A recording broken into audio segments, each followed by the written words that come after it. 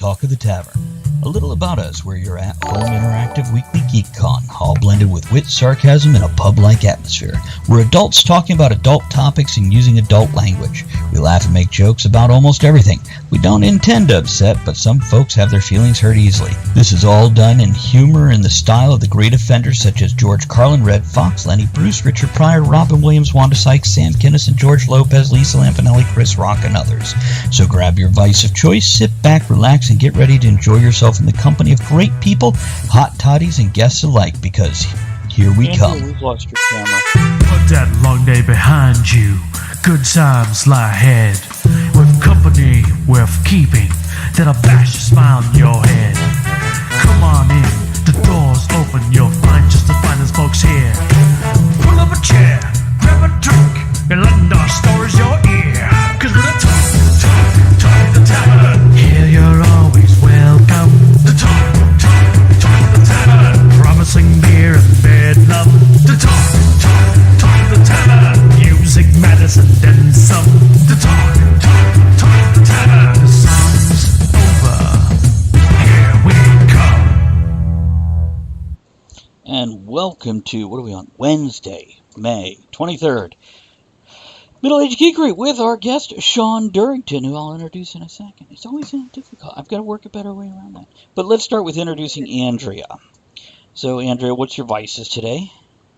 I'm just making sure I'm connected again. For some reason, it went out. Can you hear me? Yes. Yes. Okay. All right. I have coffee. Yay. I have water. Yay. I have my tea. So, yeah, you moved the teapot. Don't, tearing it up. I have my tea and no coordination. Woo! Yeah. So, did you, you've moved your, tea boiling pot into your office now? Yeah, it's right here. So, did you fill your little ceramic teapot, the little white teapot? I did. And then you still have more water in the red teapot that you can heat? I do. Okay. Yeah, so then if this cools off, then I dump it back. Very efficient that way. Very good. That's See, I'm smart. how a lot of people handle relationships. If it cools off, they dump it back. But that's no way to treat your pets. So, hello to Welsh Skipper. If you're not lurking, if you're actually hanging out, good to see you. Now, let me introduce our guest. This is a guy I met at Mysticon, and he was their artist guest of honor, and he was, fun and witty and It's friendly. Mysticon in Roanoke, Virginia. There you go. There you go. Whose applications just came back out, and God, I hope I go again. They got Yes, they did. Steve Jackson is going to be there. I need to go to this. But anyhow, Shawn Durington. Shawn, why don't you tell him who you are and what you do? I am Shawn Durington. I am the creator of The Adventures of Melvin and Me, and we have some drawing books, working on children's books. I love drawing monsters. Right now I'm drawing Disney, as you can see. My vice is way too expensive smart water. I like the bottles for the smart water. Which are way too expensive. Are they? What kind were they? Copic. Copic. You Copic buy them without banana. coupons, they're around $8 a marker. Really? Yep. Hmm. But the smart way is you get refills on it afterwards, and then they're only 15 cents. Where do you get your refills? I get my refills from scrapbookpals.com. Andrea, write that down. She's looking for a pen refill, and we can't find it anywhere in town. Yeah, here's the thing. When we went over to England, to the UK... No, that's the ink. Oh. Go ahead, I'm sorry. We went to the UK. I got this really awesome pen. I love it. After a year, it ran out. Can't find refills anywhere here. Under $30. It'd be cheaper to get a plane ticket to go back and get another pen. There's a good chance that I can find one for you. Just let me know the pen type, and I can probably find it on one of my many places I get stuff from. All right. Start snapping pictures of that thing. Send it over right now. Let's see. What else we got for Shawn Durington? What other street cred do we need to give? Okay, the kind of art he does. Yes, Well, Andrea? I was going to say, he has a channel, and you're going to have to go follow it today. Okay. We'll get everyone to follow you today. That's true. Now, Shawn, did you follow our channel? You did. Yes. Okay. So now, I can do this, and you're in there right now watching all the chitty chatty stuff, right? No, because I was afraid too many streams would mess up your stream. Okay. Well, But I I did a will shout out for flop you back. anyway. Don't worry about it, man. You're okay. Basically, if anybody, Oh, I'm going to go follow his channel now. that's what I'm doing. There we go. We'll put a little. I may not follow. have set up a channel. It I signed up an automatically account. does. Automatically Oh, okay. creates a channel. You never have to use it, but since you are, I'm going to follow it right now. Gotcha. Which I posted it, Yes. did a shout out for you. And by the way, So everyone click that link and go follow him. anybody who comments in the chat, we will read their comment out loud so they know we're talking to them and then answer it. So every once in a while we'll interrupt with the input of our viewers. Let's see, can you angle your camera down just a little? There you go. Perfect. Perfect. Just that way they can see your cool ducktail shirt and less ceiling. Woo! Hold on. You gotta see I gotta push it down a little bit further. That's what she said. Yep. Sorry for anybody getting sick. Better? Yeah. And it was okay before. I just wanted to see more of you and less of your... You say you a big vinyl pop guy? Yeah, I'm getting a little bit out of it now that they're kind of going a little too far. I've been actually collecting pop since the original DC line, so I had like the original Disney line, all that stuff that's now worth like hundreds and hundreds of dollars, and like any good starving artist, I decided I wanted to go ahead and cash my $10 piece of plastic in for $300. And you had the boxes for all of them? Of course! Okay, so do you have all the boxes for the ones behind you? Yes. Okay, I only have 3. 4. Well, yeah, 3. But there's 4 characters, but one's a double set. So I'll have to show you at one point what I have above my desk. Because we have one of the nice little setups, and it's got like probably 200 toys on it right now. Nice. I have one of those behind my curtain. All my little toys. Our entire house is. My wife is just as big a dork as I am, so she loves getting them. She actually collects way more than I do at this point. Good times. A lot of mine are old. I have a Star Wars Simon Says game. Oh, nice. Up on my shelf. It's in my 4 pops and 3 boxes is I have Doctor Strange. Okay. Cookie Monster. Excellent. And then Dick in a Box. I don't know that one. All right, Saturday Night Live. Oh, okay. Yeah, they did a music video with Justin Timberlake. Justin Timberlake, yeah. And one of the other guys, and it's Dick in a Box. It's, how to put your dick in a box and give it to a woman, basically. It's... they're like, step 1. Something we all need to do in life, cut a right? hole in Get the a box. Yeah, step 1, get a box. Step 2, cut a hole in it. Step 3, put your junk in the box. It's a great song. And it shows them dancing around with a box, like a gift wrap box at groin level, and they've got their hands in the air while dancing. So, it's just... Welcome to the Talk of the Tavern. Woo! Geekery. Which, by the way, the stuff we're going to talk about today is whatever the hell we feel like, which, of course, absolutely can include your art, because I know we have questions about that. But Hey. wherever we wander. Go ahead, Andrew. What are your vices, Travis? Did you already say?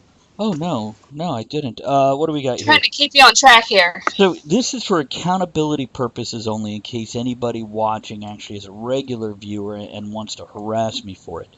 I've decided I need to lose that 30 or 40 pounds that I've been saying I want to lose for the past longer than I can put a date to. So we're starting again with coffee without the creamer. So just coffee. It's pretty good coffee. It's coffee. Because I made it. Yeah, but now I won't drink like the 20-ounce sealed mug to keep it hot. I'll drink the 20-ounce cup because I can drink it quicker when it's cold, and I don't like it as much. Today's tobacco, and I'm going to be smoking 3 different pipes. Well, probably 4. The one I ended with last night. Let me make sure that's on camera. There we go. And that's just a Joe Bear olive wood. Pipe. It's a nice pipe. It's a fun pipe in that, it's just relaxing to smoke. And then I have a Mr. Brogg poker with a nice amber stem there that I'll be going to. You know what? I'm going to need my reading glasses, aren't I? I don't remember what this one is, and yeah, I just can't read that print. What do we got here? No, not that side. Oh, it's a Big Ben. That's my Big Ben. It's a very pretty little guy. Parliament. Parliament. I need a pipe knit Parliament so I can go Big Ben, Parliament. That's my Geppetto, which is not my favorite. He's or a pretty real boy. But it's a great smoke. I don't know if you know anything about smoking pipes, Shawn, but some pipes just are made better than others, so they smoke better. Okay. I guess very similar to the pens you use. There's a reason you pay $8 a pen, because they just very much better. They do. Yep. Better craftsmanship. There's definitely a difference between a Sharpie, a Crayola marker, and a Copic. Which one is the worst? Though I have used all of them at all points in time. Yeah. Oh, you know what? What else do I have? Oh, I'm about to pour myself a Jameson with a spot of water here, so I'm just all excited. Shawn's here. I'm like a puppy. Hey, look, it's him. He was so excited today. Just woke up like a kid on Christmas. Pretty much. He's gonna draw. I went to bed at 2:30 and I woke up at 5. But honestly, see, I had a hard time waking up, so I woke up probably 15 minutes before you texted me. See you in an hour. Ran a comb through your hair. And... I mean, it takes a long time to get this stylish, glorious head of full locks. That's right. Okay. Do you have your drink now? I do. Opening toast. Okay. You got something, Andrew, or am I making shit up? No, you're making shit up. Okay.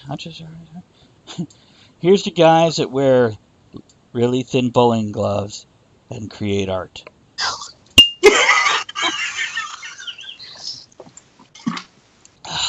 That would be a smudge guard, sir.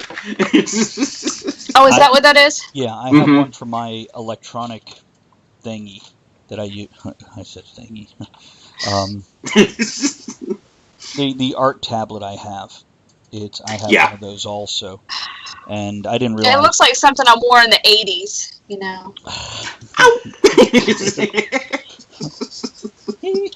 Yeah, no, it keeps all the oils off and keeps the ink from smudging when I'm going over, especially being a left-hander. Okay. It's way worse. If you're right-handed, you don't know the pain of being a left-handed person. Why wouldn't you just Our guest yesterday knew the pain of being a left-handed person. He plays guitar. And so he had to learn the guitar upside down, or he's a right-hander now. No, he's a left. No, he bought left-handed guitars. Oh, okay, awesome. So there you go. I guess a left-handed banjo too. A left-handed banjo. I guess you'd have to string the strings in opposite order. I know on a guitar you did. Yeah. So, there we go.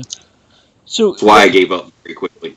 I wonder with your art, why is it any more difficult to do it left-handed than right? Because with right, you just start on the left and work to the right. With left, wouldn't you just start on the right and work to the left? Okay. Well, for one, when you're drawing, you got to see it like this. So you're not covering up most of what you're drawing, right? Right. Your hand's on the outside of it. Right. Even when you go over here, right, it still doesn't cover everything up. But when you're here, you're pretty much covering up your entire thing. Where you're spinning it around just so you can see it, but you see your hands pretty much over top of it the entire time. Yeah, but what do you so if your hand touches it, so if the image was reversed, then your right hand would be all over stuff. Well, think of it like if you write. So most people write left to right. Correct. When you draw, you typically work left to right as well. So by the time you get to this side, your hand is rubbing all against that, and any pencil, ink, it all gets on that part of your hand. So if you did start on the right and work left, you might have less. I heard something. Yeah, because all this would be kind of clean Right. while you're working, and then as you're working, you kind of move your hand back. All right. The struggle is real, y'all. Or you just do like me and turn it around a whole lot. Well, on the bright side, at least. You'll see me the entire program. This thing is going to be like on a pinwheel. True story. It's but on the bright side, at least we don't kill left-handed people for being, inherently dirty, evil, and possessed anymore. We just accept them. I did get smacked a lot on the hand, telling me I couldn't use my left hand when I was in school. You were at the end of the generation that. Yep. Yeah. Where they're like, you're writing incorrectly, or if I turned my paper so that I wrote like this, they told me I had to turn my paper back like this and learn to write correctly. So that's when you get that weird, you look like you're writing upside down. You're like, I am. And they won't let me turn my paper. Kids today just don't know. The hazard of left-handed scissors was real too. We were going to stab ourselves in the eye, so they had to give us blunted little scissor tips. Oh, that's because of you, huh? Little did I know. Yep. It's amazing the little things that we, with kids nowadays who talk about, and they do feel very entitled, which doesn't mean some of them don't work hard or aren't, great. I'm not doing the millennial whining here. But, we used to get smacked on the hands with rulers, and not just in religious schools, in regular schools. Yeah, I went to public school. Yeah, we got paddled. Oh, yeah. We got, where your neighbor could grab you by the collar and yank you off your damn feet. And when they brought you home, your parents would be like, "The hell did you do, kid? Thank you, neighbor, for bringing my asshole kid home." Yep. I got in trouble plenty. I was that problem kid that always got in trouble. I was the one that never got caught. I was very subtle, very careful, and never had the urge for the exciting time. So it was easy for me too. I was just short-tempered. So if you made me mad, there was no stopping me. Wow, you're so laid back now, though. Most of the time. What changed?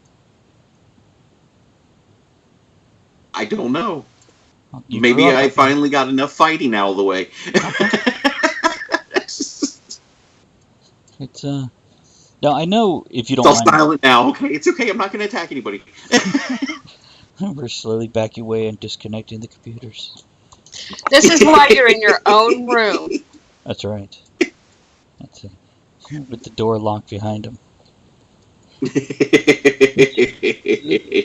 So you don't mind me talking about your personal challenges that you've gone through? Definitely.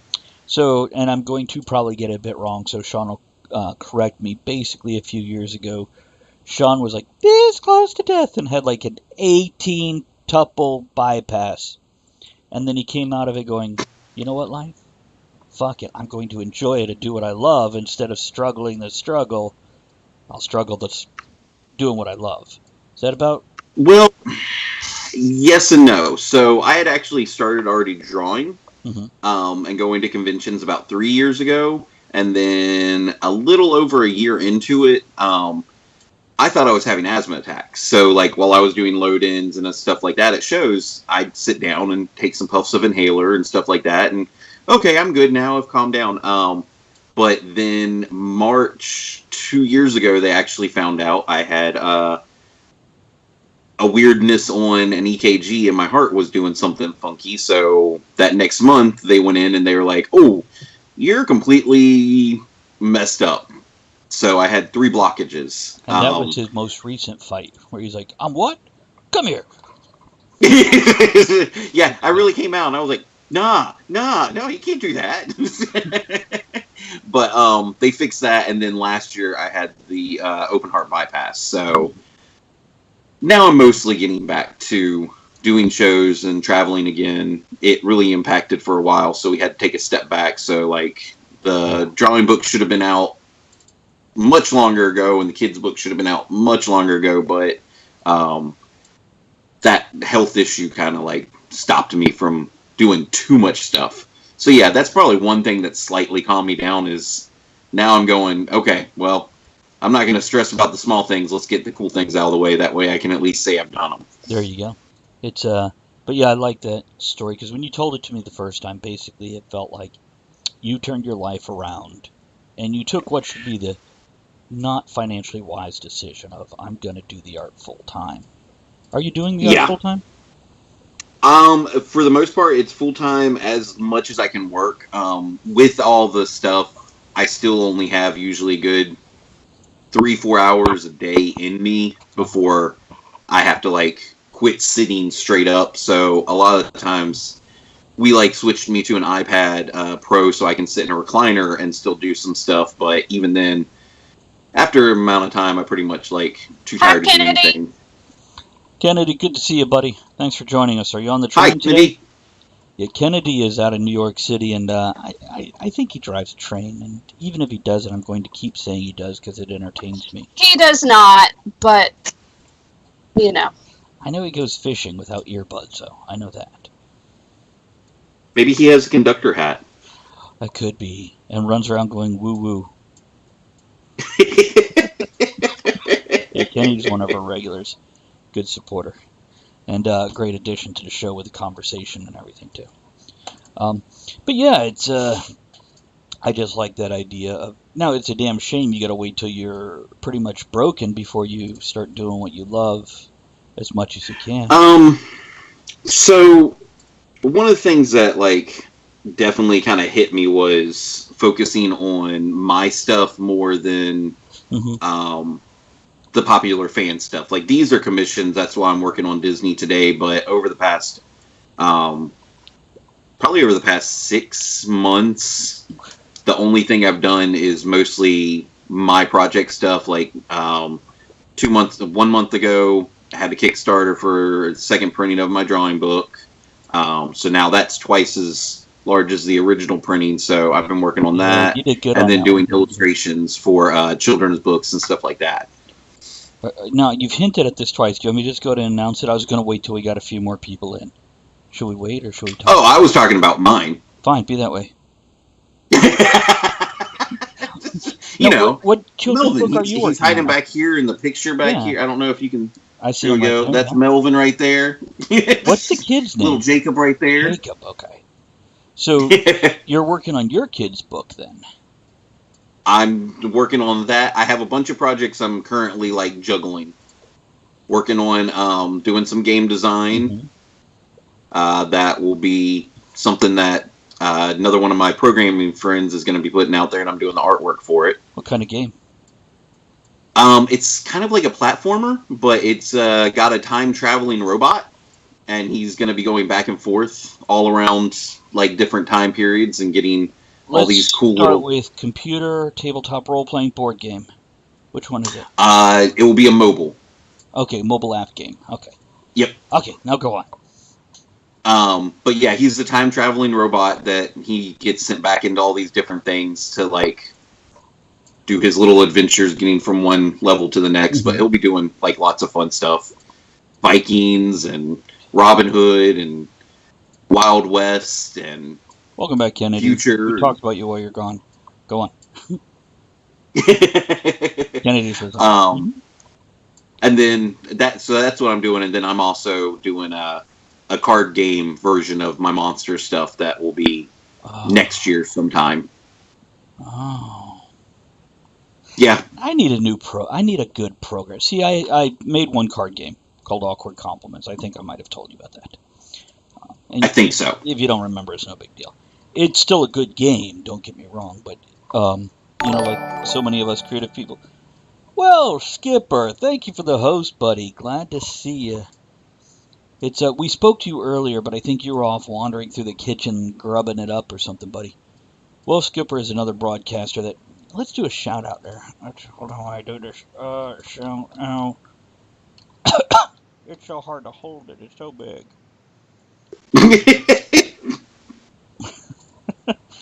There we go. There we go. Follow Will Skipper. Good guy. Cool accent if you're in the U.S. So, Shawn, we saw you at Mysticon. Yes. What other cons do you go to? So the next conventions I have coming up are I will be doing Raleigh SuperCon in Raleigh, North Carolina. Popular. A lot of I will people then spoke be to it. at Fairfax Comic Con in Fairfax, Virginia.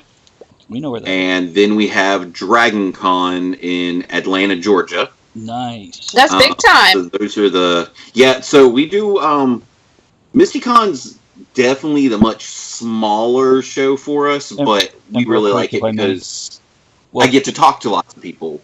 Hey, Shawn. Well, Skipper says that Hades is awesome. Thank you, sir. Okay, go on. He said that too. He said that regarding his great accent and his stream. I like his stream.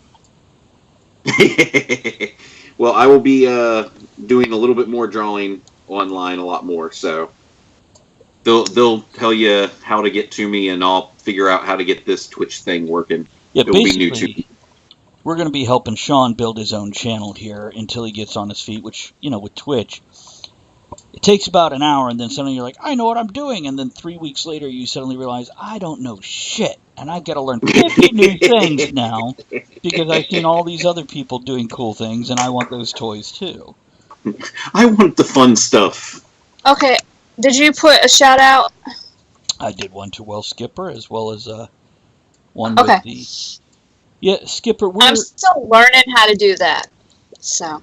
We have 3 or 4 people who we are helping out with new channels, because my philosophy is, what's the next best thing to being really successful?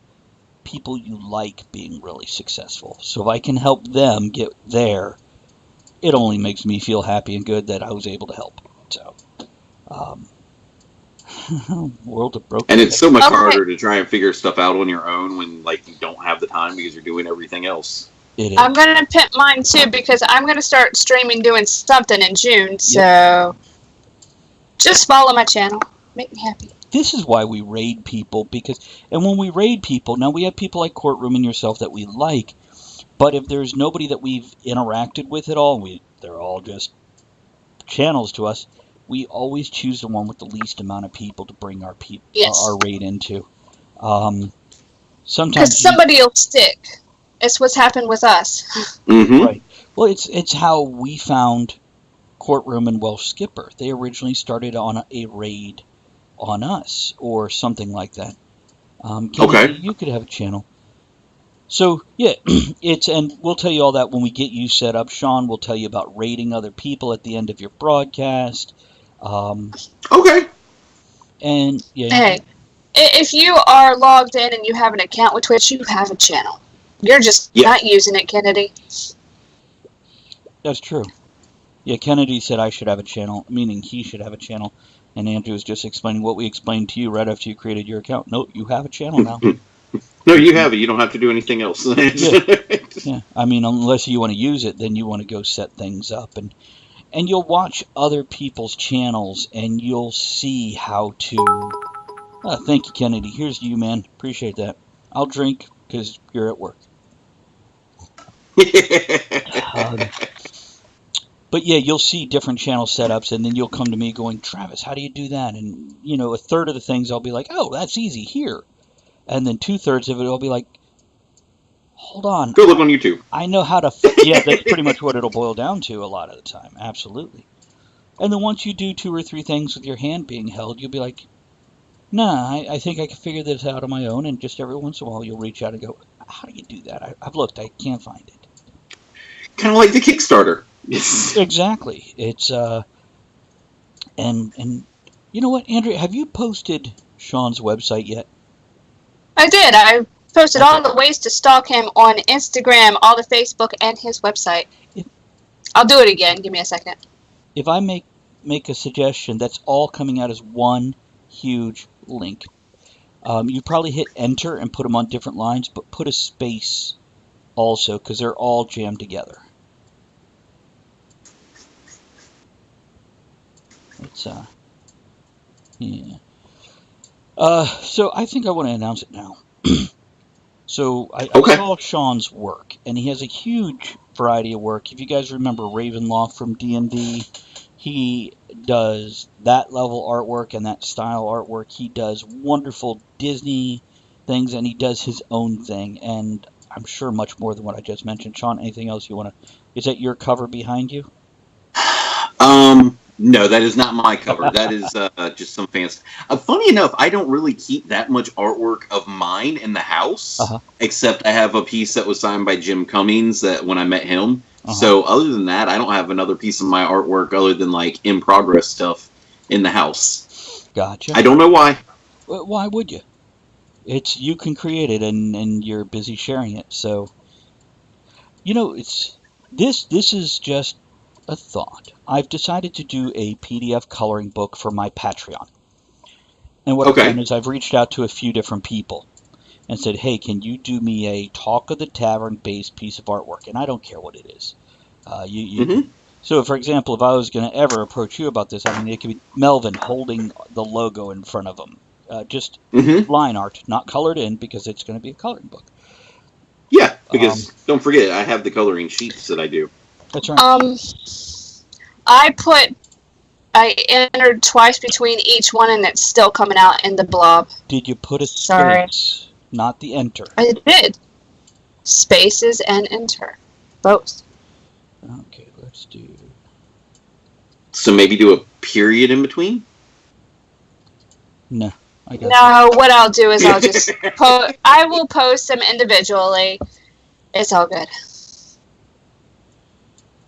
Hold on one second. I forget what we were talking about. That's okay.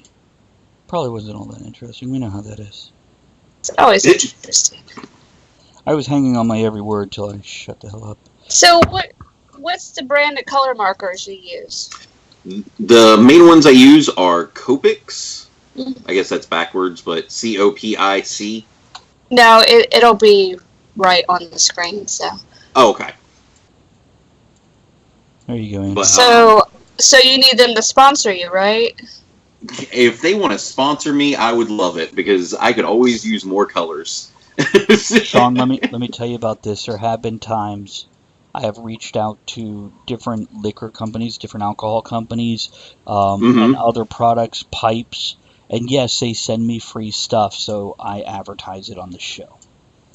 So it's one of those things. So get with him later. Yeah, this is a possibility that you can go, especially after you've built up a little bit of an audience where you go, I have 5 people or 5,000 people watching me every time I broadcast, and you would basically have your... Another thing, within, like a day after we're on Twitch, Travis also puts it on YouTube, and that gets a lot of hits. So that's something you can do also. Very true, especially if you already have a YouTube following, and then when they... Yeah, I don't have a YouTube page either. Okay, well then don't worry about it. I need to do it because I actually have a lot, because I teach my Patreon page, which I forgot to tell you, which I'll send that to you in a message a little bit later so you can add that, but where I do the step-by-step tutorials, and I've had a lot of people ask if I would do step-by-step videos, so... Yeah, absolutely. That's why I need to get on YouTube. Now, those are great. Keep them as private. Use them on your Patreon for the sealed videos. So you're not giving it away for free.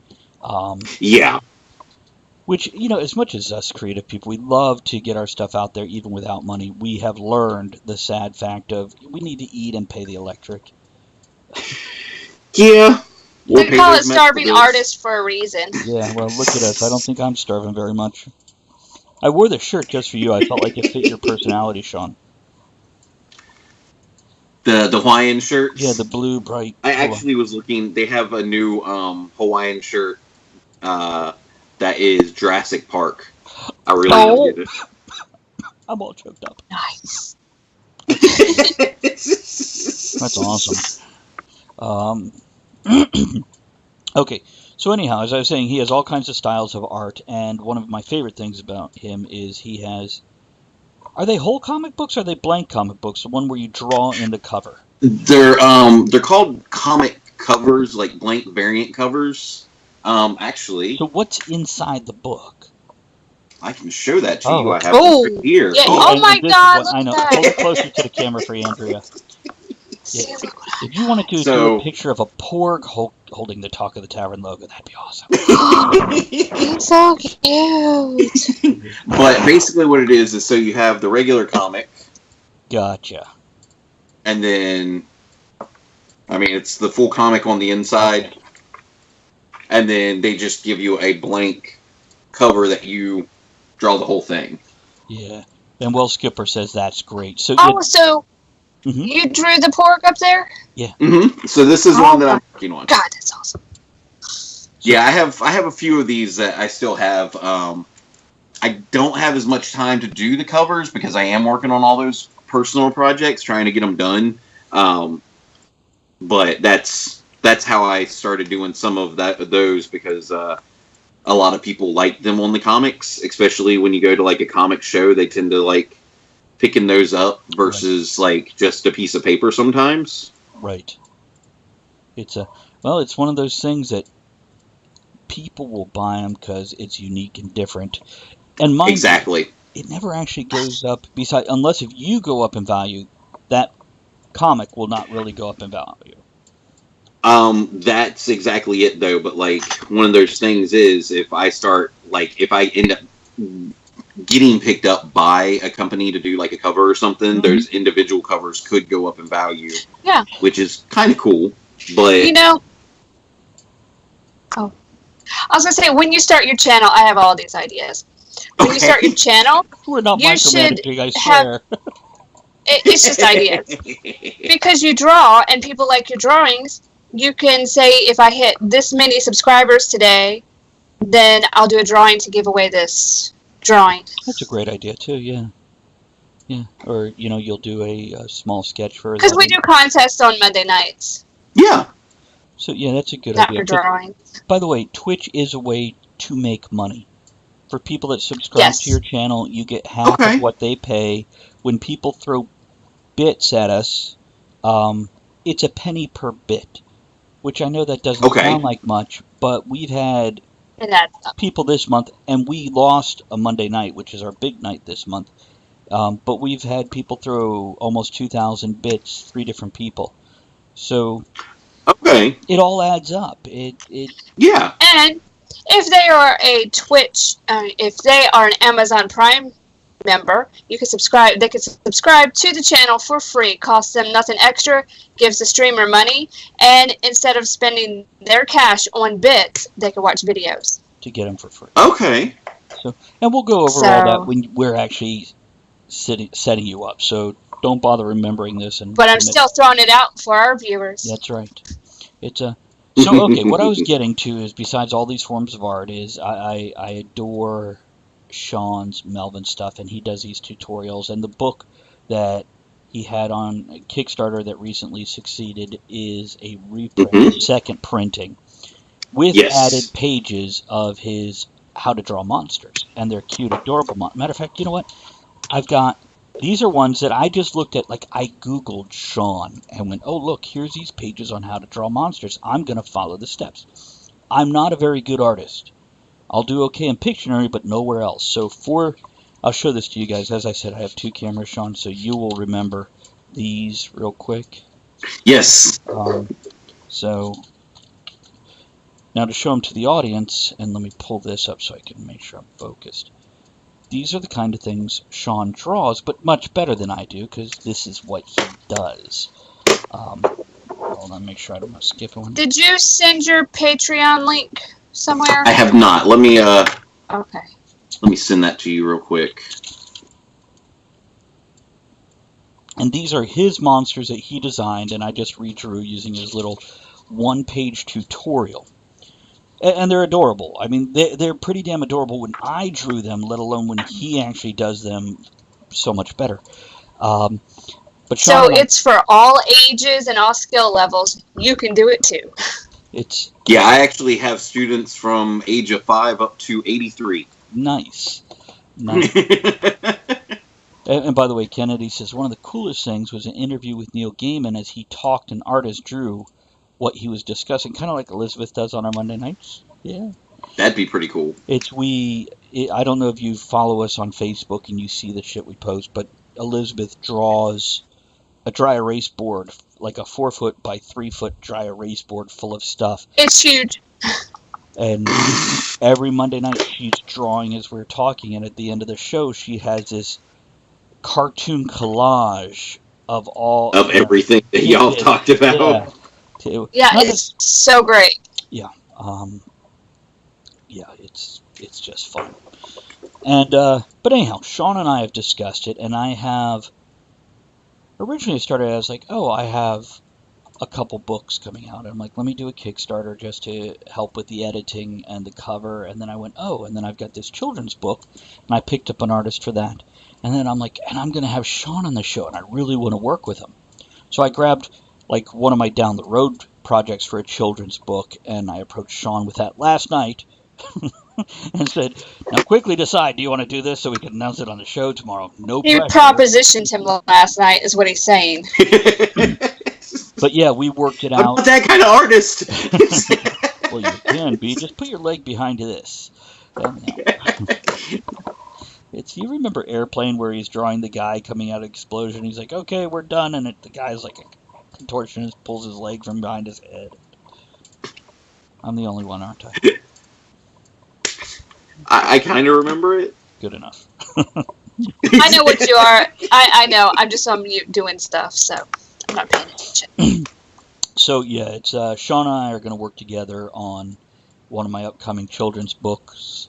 So that's my Kickstarter that'll be coming out in the next day or two. We'll have that covered in it. So this Kickstarter has inflated in price a little. And by the way, Shawn, I don't know if you've ever checked other books on Kickstarter, but people are like, I want $7,000. No. So originally when I did Kickstarter to start out with, I was asking for $6,500, and it was because it was a hardcover and printing of 2,500. And then I learned it's much easier to start small and then kind of grow. Yeah, because once you hit that goal, and that's something I'm doing, to do these 4 books completely, the whole cost is just over, and I have to go figure in what we discussed, your commission. Yep. But it's just over $2,000. But the thing is, I've paid for a lot of this, so I think I'm going to be asking for around $1,000, which should be pretty good to hit. But then, what my stretch goals are, when I hit this much, oh, by the way, part of this is giving books to libraries, giving my books to libraries. Yeah. And what I'll be looking at doing is the stretch goals will be giving more books to libraries, as well as I have other books that are mostly done. And if I hit 5,000 or 7,500, I will be using that money to get the covers and the editing for these books also. Yeah. Okay, Kennedy says, on Shawn's Mysticon page, there's a link to a page not found on Facebook. I sent him a Facebook PM with the details. You know what? I bet it was... So I rebranded everything recently, so I bet it went to the... let's see. I bet... Just like Shawn Durington instead of Art of Shawn Durington or something? No, it was Shawn's custom characters, and now it's, I want to say its Facebook is The Art of Shawn Durington. I just put the link up there. I just want to double check that, yep. Yep, I clicked on it. There it is. So Art of Shawn Durington, no the. Okay, Art of Shawn Durington. Alright, yep. Right. So there we go, we've got that. So yeah, it's you can follow that through those links we just posted, Kennedy, and you'll be okay. But yeah, he does good work, and on his website you can find some of that. If you're not into the cartoon monsters and the Disney characters, go check out his darker, heavier themed stuff, which is... Yeah, I actually have a lot of board game and card game style artwork for fantasy work, because I was there for a while doing... like Magic the Gathering tokens for game stores and stuff like that they wanted personalized game store cards that they could give away at their tournaments. So I did several of them, and then I've done some of that artwork for another board game that I've been working on. But that one's another one of those. I gave them a really, really, really good deal, and so we're working when I don't have projects. We're doing that one because I'm having to do the fantasy style. It takes so much more time. Yeah. So he knows he gets pushed to the back of the line, unfortunately for him. Understandable. But you know what? You get, whether it's me or one of these other guys who hits the jackpot and succeeds. Yep. We're all going to be like, or whoever has this happens, will be like, hey, let's pay our creative people more. Pay them what they're worth instead of what deal they gave me. I look forward to the day when you throw out a number and you're like, but I'll give you and I'll be like, nope, no discount. Totally doing a full price. Hey, I'm looking forward to that day too. Yeah, fuck yeah. Absolutely. I've said that. So people can go to your website for commissions and things. Is that how they get in touch with you? If you go to the website, there is a message box on there that you can actually either send me a message directly, or you can follow it to Facebook and then message me on Facebook, and I'll just kind of work a commission with you till we figure out, this is a commission. I actually, I picked up several commissions at AwesomeCon that they wanted 6 Disney characters. I love Chip and Dale. So, let's see.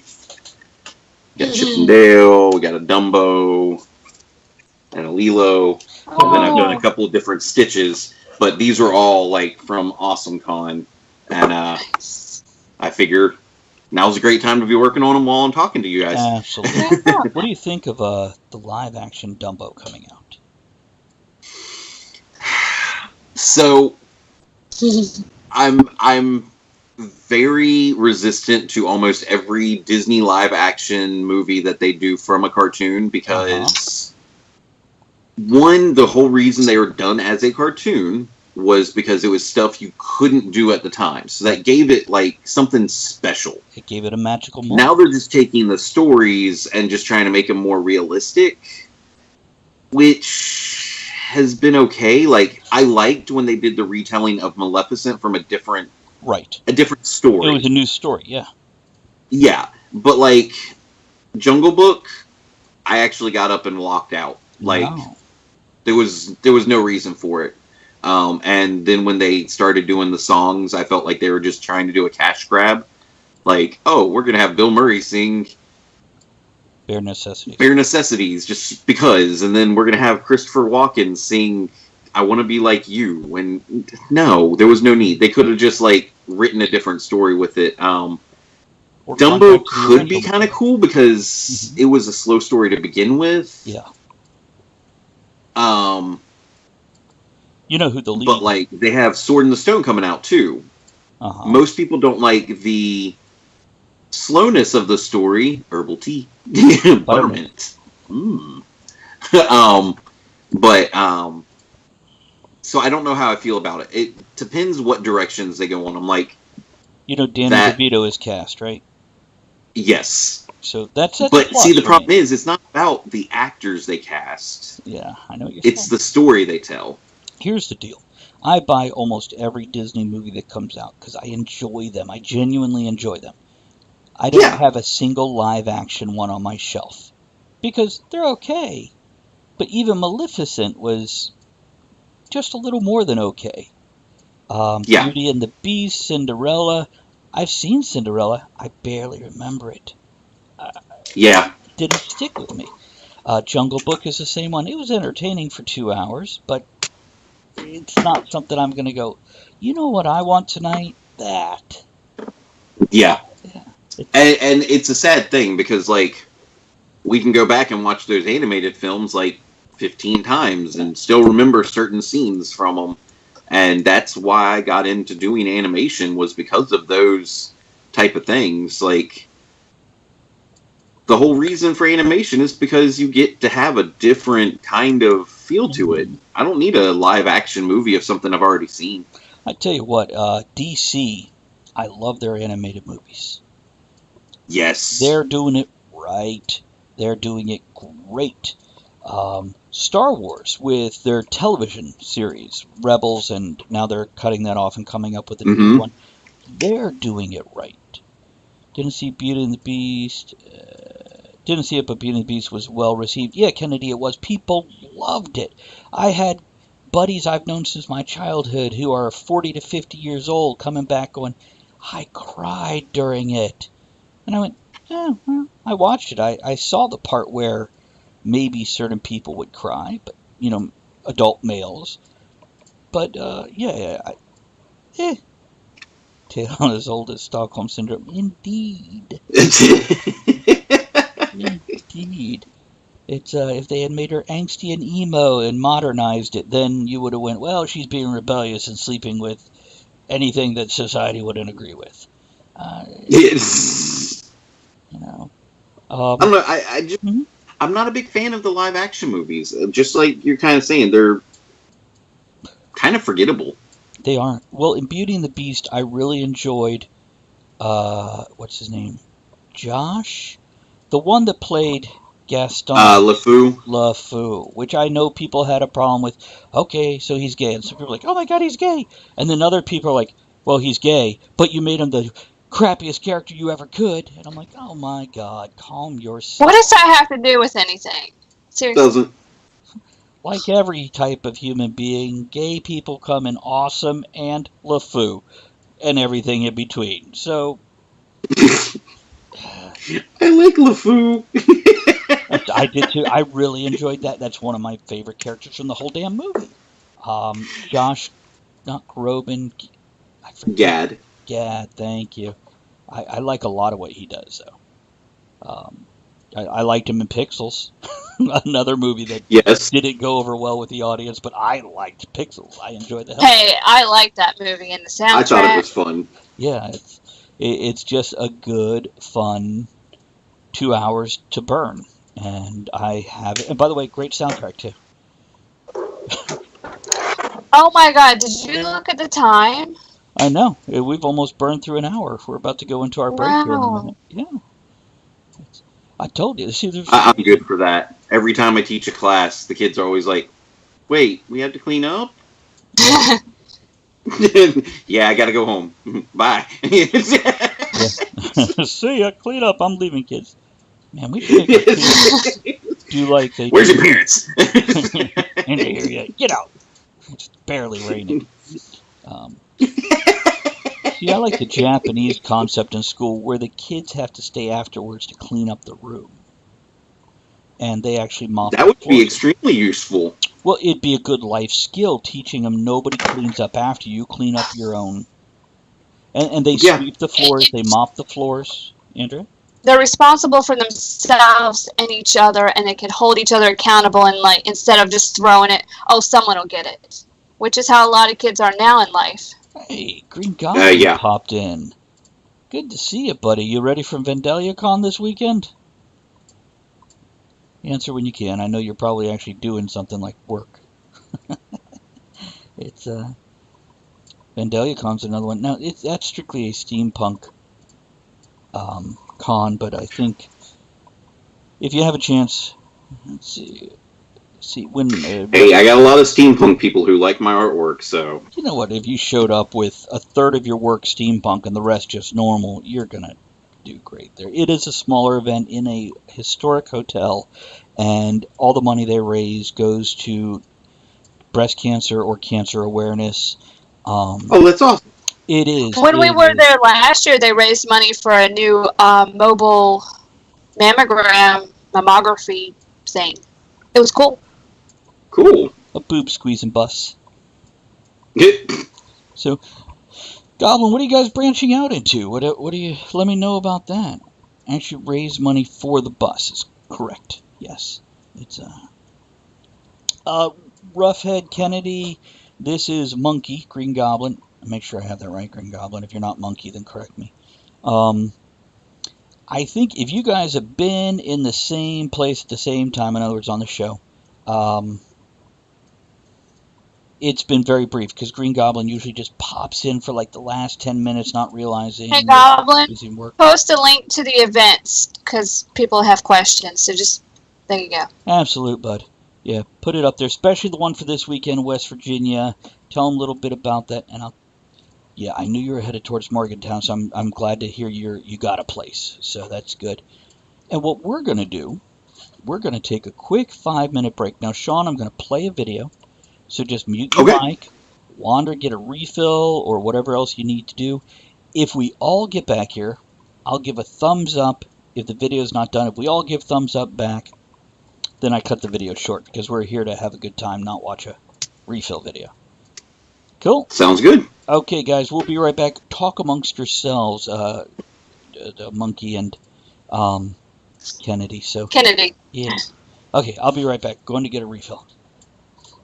Sit right back and relax, or get up and get a drink and refill what you have, while the cast and cohorts and co-hosts of Talk of the Tavern do the same.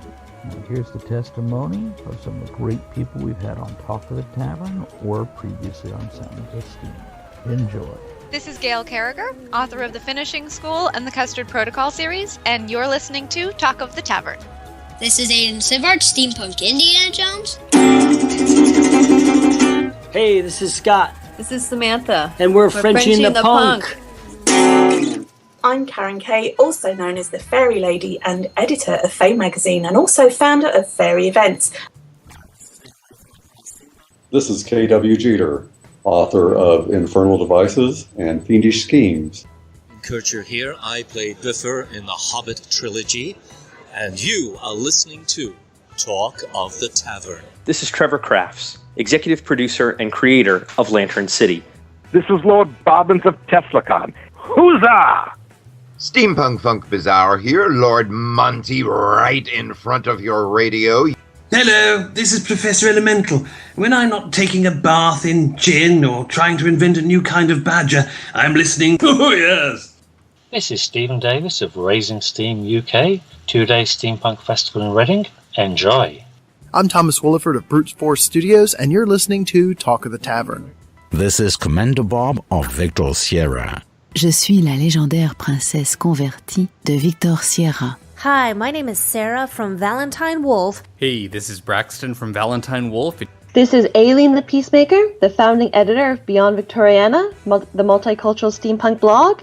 Hey, this is Joseph C.R. Vortek, otherwise known as Electro Swing Neo Vintage DJ Vortek, and you're listening to Talk of the Tavern. I hope you come out of it in one piece. I'm not sure I did. And don't forget about our other shows during the week. Tuesday, Middle Age Gamers on Wednesday, and Virtual International Pub VIP on Thursdays. Make sure you join us there, 1 p.m. Eastern to 4 p.m. Hi, my name is Ashley Rogers. I'm the organizer of the Copper Claw. This is Calamity Dawn, mixologist of Airship Passepartout. This is Commodore Lorpicar of Lost Saints Curiosities. This is Jimmy Diggs of the Crypto Historians, reminding you that the future is in your hands. This is Gabrielle Reel. Hi, this is D. Clarence Snyder, writer of the Bright Future series, and you are listening to Talk of the Tavern.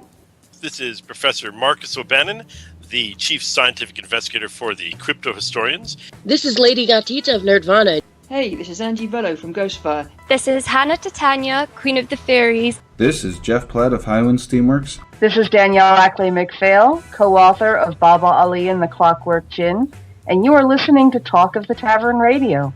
Hi, this is John R. White, author of The Tales of the Airship Neverland. This is Catherine Gleason, author of Anatomy of Steampunk, The Fashion of Victorian Futurism. This is opera singer Katie Cat.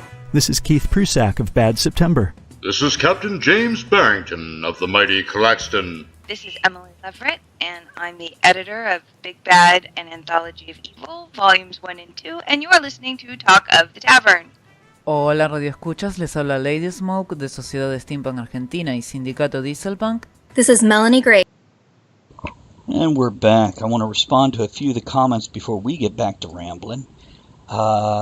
Monkey, thank you for dropping those links. I appreciate that because I love to support Vandalia Con. We will not be making it there this year. Wasn't able to work that out, but we're still pimping the hell out of it. Don't forget to unmute yourself there, Shawn, in case you decide to talk. Cool. Am I good? You're good, man. All right. Yeah, we do it all the time. Andrea's like, can't hear you. I'm like, damn it. Skipper? Don't say we, you do. Yeah, just me. Well, Skipper, What? Shh, I'm talking. Well, Skipper, that's what I'm saying. Thanks for the compliment on the video. That, is past guests I have, and I am having it redone now. So, for example, I told Shawn after we get off air he needs to do a quick selfie video of him saying, I'm Shawn Durington of Melvin and Me, and you're getting toasted at Talk of the Tavern, or I'm getting toasted at Talk of the Tavern, or whatever. So I will be creating more video montages for our breaks. I'm also asking for this monkey. Listen up, buddy. I'm asking other people to, especially if you can get in a crowd, and I don't care if you're somebody famous or somebody like me who nobody knows, get in a crowd. You're famous to us. I'm famous to my cats. But I'm asking people to do that same thing and send me the video. 3 to 7 seconds of you and your group, and one of them says, hey, we're so-and-so at so-and-so, and you're watching or you're getting toasted at, and then everybody yells Talk of the Tavern together. So what I'd ask you, Monkey, is tomorrow or Saturday or whatever, the biggest crowd you can get, whether that's 2 people behind you, all the VendeliaCon crew, or in the middle of the whole assembly when everybody's gathered in the same room, do me this video. And then just send it over via Facebook Messenger. And Kennedy's going to give me one day soon. Moved to Boston. Whew. So, Shawn, do you have a plushie of your character, or is it all just drawings?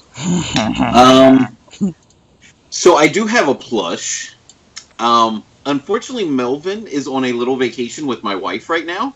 But I have his original version of him right here. So this is one that not many see. So this is like a Talk of the Tavern exclusive almost. This is how Melvin originally started.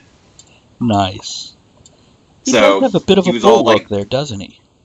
Yeah, and then once I started because when I drew him originally, I based him off of this, so I changed him up to make him more round and friendly. Right. But his horns were definitely a little bit more bull-like than what they are now, where they're kind of big and goofy. Well, what I was going to suggest, when Melvin comes back from vacation, do a selfie video with him too. That I can definitely do, because I will have him this afternoon. All right. Yeah, absolutely. No, but we actually, that one started in a summer camp, because when I teach my summer camps, I teach kids how to sew. And so a lot of the monsters and everything that I've created actually start out as a stuffed figure. Like I have this little guy right here too, that I did for a different sewing project. So I just do lots of fun little things like that with them. And this summer I'm actually teaching them how to make full Muppets, like Jim Henson style Muppets. Oh, nice. Hey, and are we too old for this camp? You technically are, but I'm sure I can send you lessons. This is what you need to do on your Twitch channel. Do Muppets? Yeah. Okay. Yeah, seriously. Huh. Do the drawing thing also, but then go, today we're going to do something different. We're going to make... I'll subscribe for that. A Muppet of the main character from the children's book that I did with Travis Sivart, and then I'm going to send it to Travis afterwards.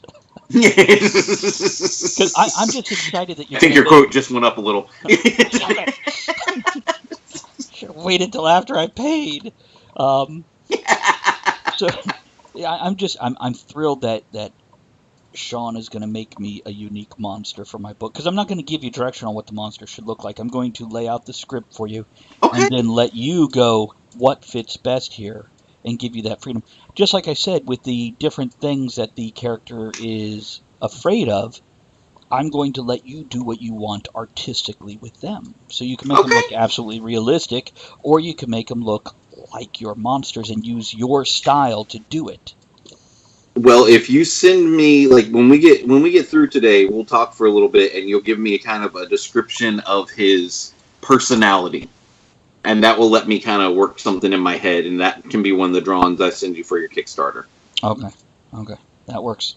It's yeah, we'll definitely talk about that. It's and we will talk more about the Kickstarter and post a link tomorrow. That's right. Excellent.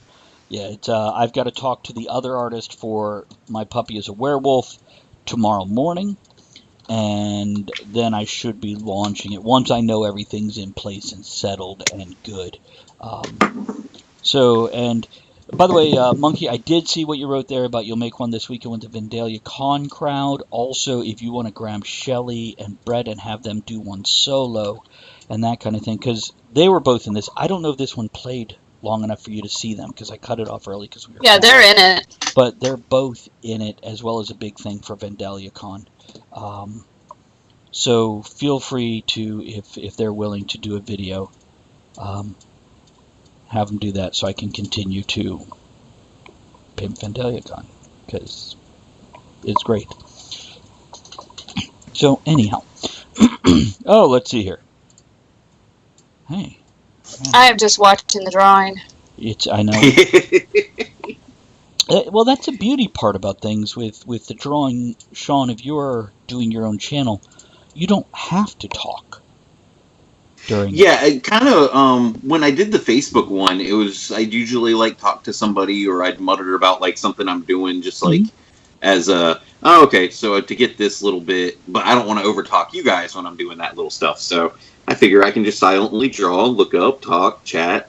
Yeah, then we can ask questions as it goes. When I watch people draw, because I do, I have them on mute. Because I don't care what they have to say. I just want to watch the drawing and listen to my music. So yeah, there's that. Well, a lot of times it's like, I watched some not too long ago just trying to get a feel for what it was like. And it was like really random chitter-chatter. Like, it wasn't even anything useful. It was like... However, I will say I turned onto one channel and it was a guy rolling a... Yeah, basically going like this on the camera. Back and forth with the thing of tape. And I was like, what in the world is going on here? Told you, everything's on there. You can find anything. Crazy. And I'm just like, this is just so weird. But you watched it.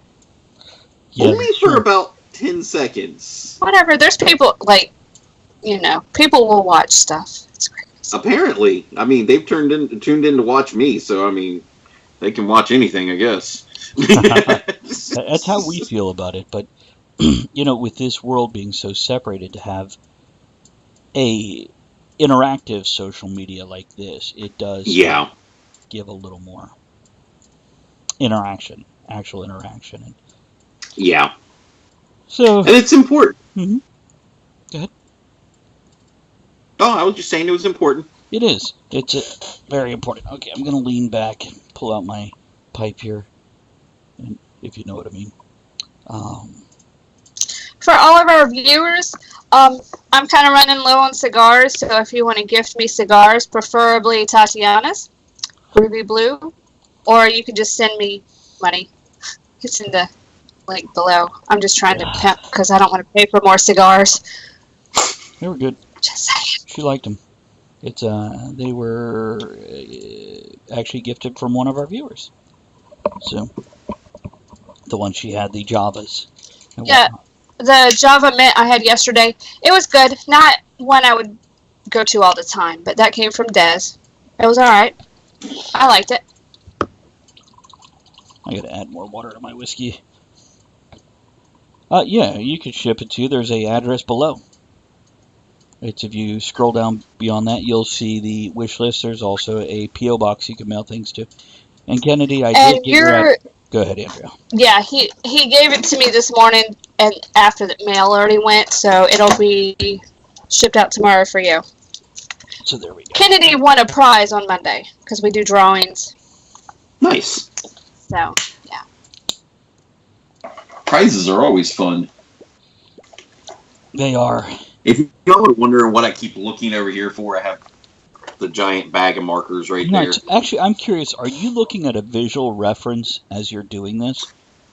So, let's see if I can kind of figure out how to drop this into the chat, or is there a way to do that I'm just doing colors let's see. Since I have it pulled up, I don't know. Let's see. I was on mute. Yeah, he did, Kennedy. Wait. He gave it to me this morning. Here's what you could do. On Skype, I don't know where it will be on the Mac, but below on Skype on me, I have a little plus sign and a blue circle. And if you click on that, it'll say share screens. Is this something on your computer? Yeah, I have a big thing pulled up right now. You should be able to share screens on Skype, and that will show us. Oh, you just put a link there. We could look at that. We could do it that way. That's fine. Okay, so that's what you're looking at. So you have that pulled up. Yeah, just to get my colors. So what about copyright infringement? So, okay. So one of the things that you always do have to be careful of is copyright infringement. One thing is I am a Disney trained artist. My mentor was feature film animation for several decades. Mm-hmm. So she gave me the Disney training while I was under her for 1.5 years. So I have the Disney training, mm-hmm. Not officially through Disney. Like going to Disney World. So you don't have a certificate or a coin or something? No. Like I got my graduate degree and that was animation and visual effects, and like she was my mentor teacher. So I don't have like trained by. Yes. Is there a certain technique that Disney artists use that other artists don't? Yes. Is that why it's... Okay. There's formulas, and that's like a big thing. And once you kind of learn some of those formulas, you start incorporating them into the way you draw. So like if you actually were to look, like I'm going to try and do one of those screen shares in a little bit, and I'll show you some of the other pictures of Melvin and me. But like there's certain ways that eyes are drawn, certain ways that noses are drawn. Now, of course, everything varies up because each film has a different style. Correct. But there are the principles that they use overall. So that's kind of what you end up doing. Man, it looked like you had a giant flame in front of your face just then. Just that hot.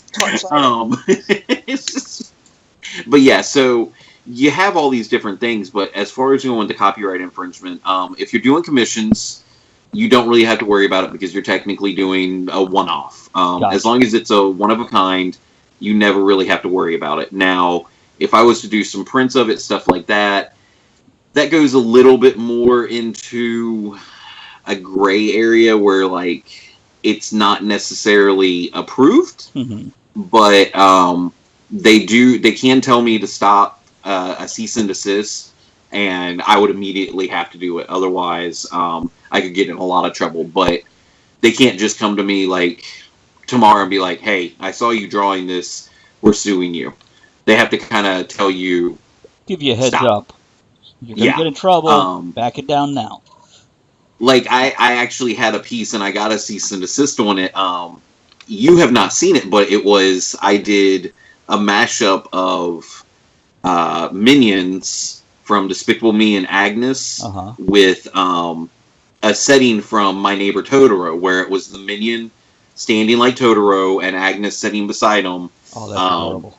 And I had it on a T-shirt design on TeePublic. I had sold like 2 T-shirts, so I had made like $4 or something. But I ended up getting an email not too long after I put it up there that said we had to pull your design because it was a copyright infringement. Blah blah blah. So you have cease and desist on that design, which is really funny because if you went and typed in Minions on TeePublic, there was still like 400 or 500. So we never figured out if it was like mine looked too much like the characters. Because yours was the best. That's why. I have no clue. It was just really funny because I was like, me and my wife joke about it nonstop because it's like I officially hit it because I've had a cease and desist. But let me tell you this: you have that in electronic format on your computer, correct? Yeah. You can take it, throw it on your printer with the iron-on printing paper, and you can make your own shirts, and as long as you're not selling them... Oh, yeah. So my point is, I'd look great in one.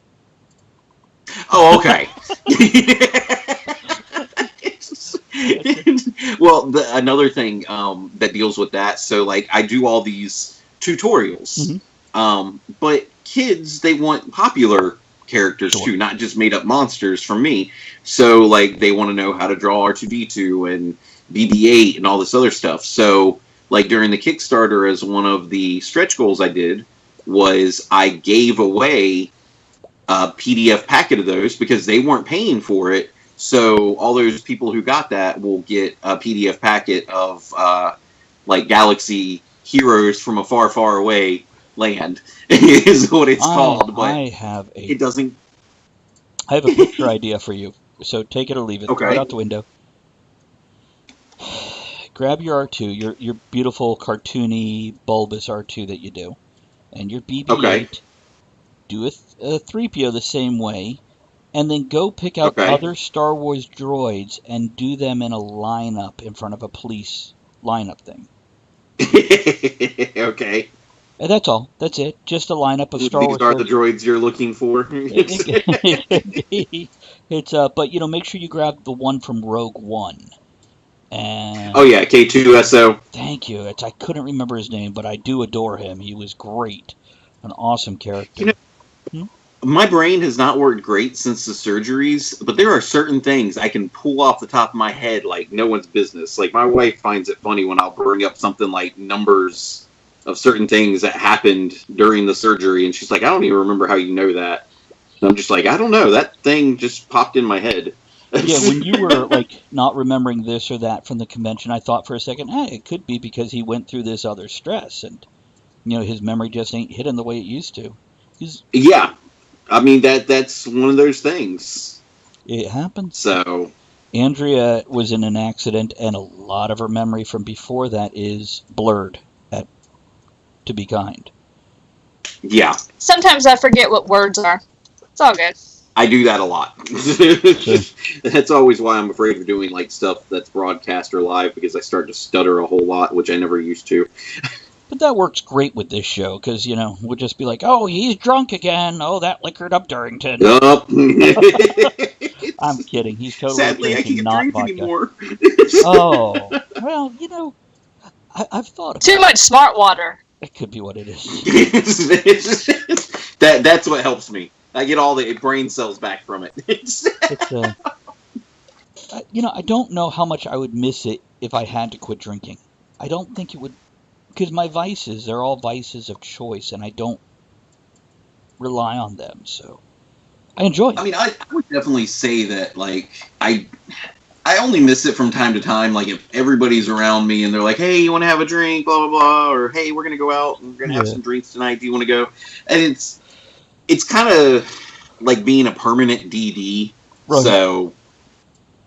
Well, usually when I'm out, I don't drink much anyway, so... But, Shawn, since you're the one that's the permanent designated driver, when everybody's toasted, you can videotape it. Yes, and man, those can make some funny videos. They can, especially if you're in montage format where you pull out like the 3 minutes of drunken slurring, and then you have that one thing that's hilarious, Yeah, and then you just send it to all your friends that you went in with last night, going, "Here's a 3-minute video of you idiots. Have a good time." It's public. It's monetized. Do you remember this from last night? Uh-oh. I don't. Thought you might need to for the restraining order. So here's a video. It's I think this one's almost done. Time to go to the next one. Bang, bang. Bang, bang, bang, bang, bang. And by all means, if like you guys actually have any questions like in the chat about stuff I'm doing or tips, just shout them out and they can let me know if I don't see it. There we go. Yeah. I'm more than happy to share my knowledge.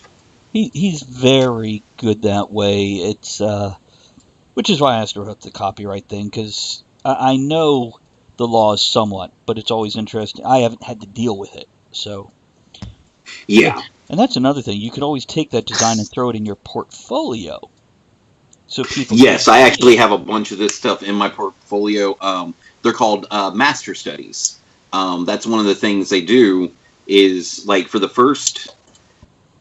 When I met my mentor, I had her in a class, and then the mentor I was supposed to have fell through. and I got her, and she asked me how serious I was about drawing, and I said, I'm serious. I get my work done. I draw enough. And she goes, well, how often? I told her about 2 times a week, about 10 hours during those times. She goes, okay, you're not being serious. If you want to be serious, this is what you're doing. And I was like, uh-oh. So she had me do master studies, which is looking at anybody I admired. So mine was, of course, the Disney's Nine Old Men, Mick Call, Ollie Johnson, all those guys that were during the 50s and 60s that were like super relevant animators and character designers. And I had to draw either 10 heads or 3 full figures a day. Along with my regular grad school work. So I ended up with around 700, 800 images before the 10 weeks was up. Nice. But you got it down, didn't you? It did. I mean, it definitely took me from like here to here within that time. And then right after graduate school, I had wrist surgery on my drawing hand, and I couldn't draw for 10 or 12 weeks afterwards because I wasn't allowed to use it. So I went right back and I did another 4 weeks of master studies, and I got the abilities almost right back at the end of it. And so I still do them as a warm-up. So did you save all of those so you could see your progression into getting better? Yeah. Nice. I actually, I think I may do, before Dragon Con, a couple of sketchbooks to have with me, just like some small ones, maybe like a run of 25 or something, just to see if people like them. And like have like sketches from where I started in there, and then because I have like a big collection of my best ones in my portfolio that I like put in there with my regular like figure drawing and digital painting and all that stuff. Nice. So at the cons, do you do panels or anything on drawing? So at MistyCon, I've done several. A couple of other shows, I will sometimes do a small little panel, but I'm not established enough in the industry that like they're asking me to be a guest at every show I go to. So some I'm just a vendor, but I'll talk to like people who come by the table and I tell them that stuff. And like I was going to say, for aspiring artists, it's good to show them where you started. Like if you bring samples of, okay, this is how I started and this is what I am now. It gives people hope. Oh yeah, no, I mean that's a big thing, especially since the majority of who I teach are kids. They want to be exactly the same level of me on the very first drawing they do, and I'm like, you don't start here. And even the adults, I have some adults that are really hard on themselves, and my wife, who is a band and orchestra teacher, gave me kind of like the best analogy for me to use, and that was like, well, do you know how to play a saxophone? Or do you know how to play a violin? And they go, no. I said, well, do you think you'd be able to pick it up and like play immediately, like the national anthem on something? And they're like, well, no. I said, it takes practice, right? And yeah. Okay, well, that's what you got to do with drawing. It's the same thing. It's just, here's the problem. This is visual, that's sound. When you're so good that you make it look easy, and then people are like, well, shit, I should, because I've had this happen also, whether it's with, and I am no master, I would say, but whether it's designing the show that we're on right now, or writing, or one of the dozens of other things that I've done in my life, a lot of people look at it and go, well, that looks easy. And I'm like, well, it is once you know what you're doing. Once you learn it, yep. Right. And it's an art in making it look easy. Why are you just covering that up? I mean, you just did the whole thing. Okay, because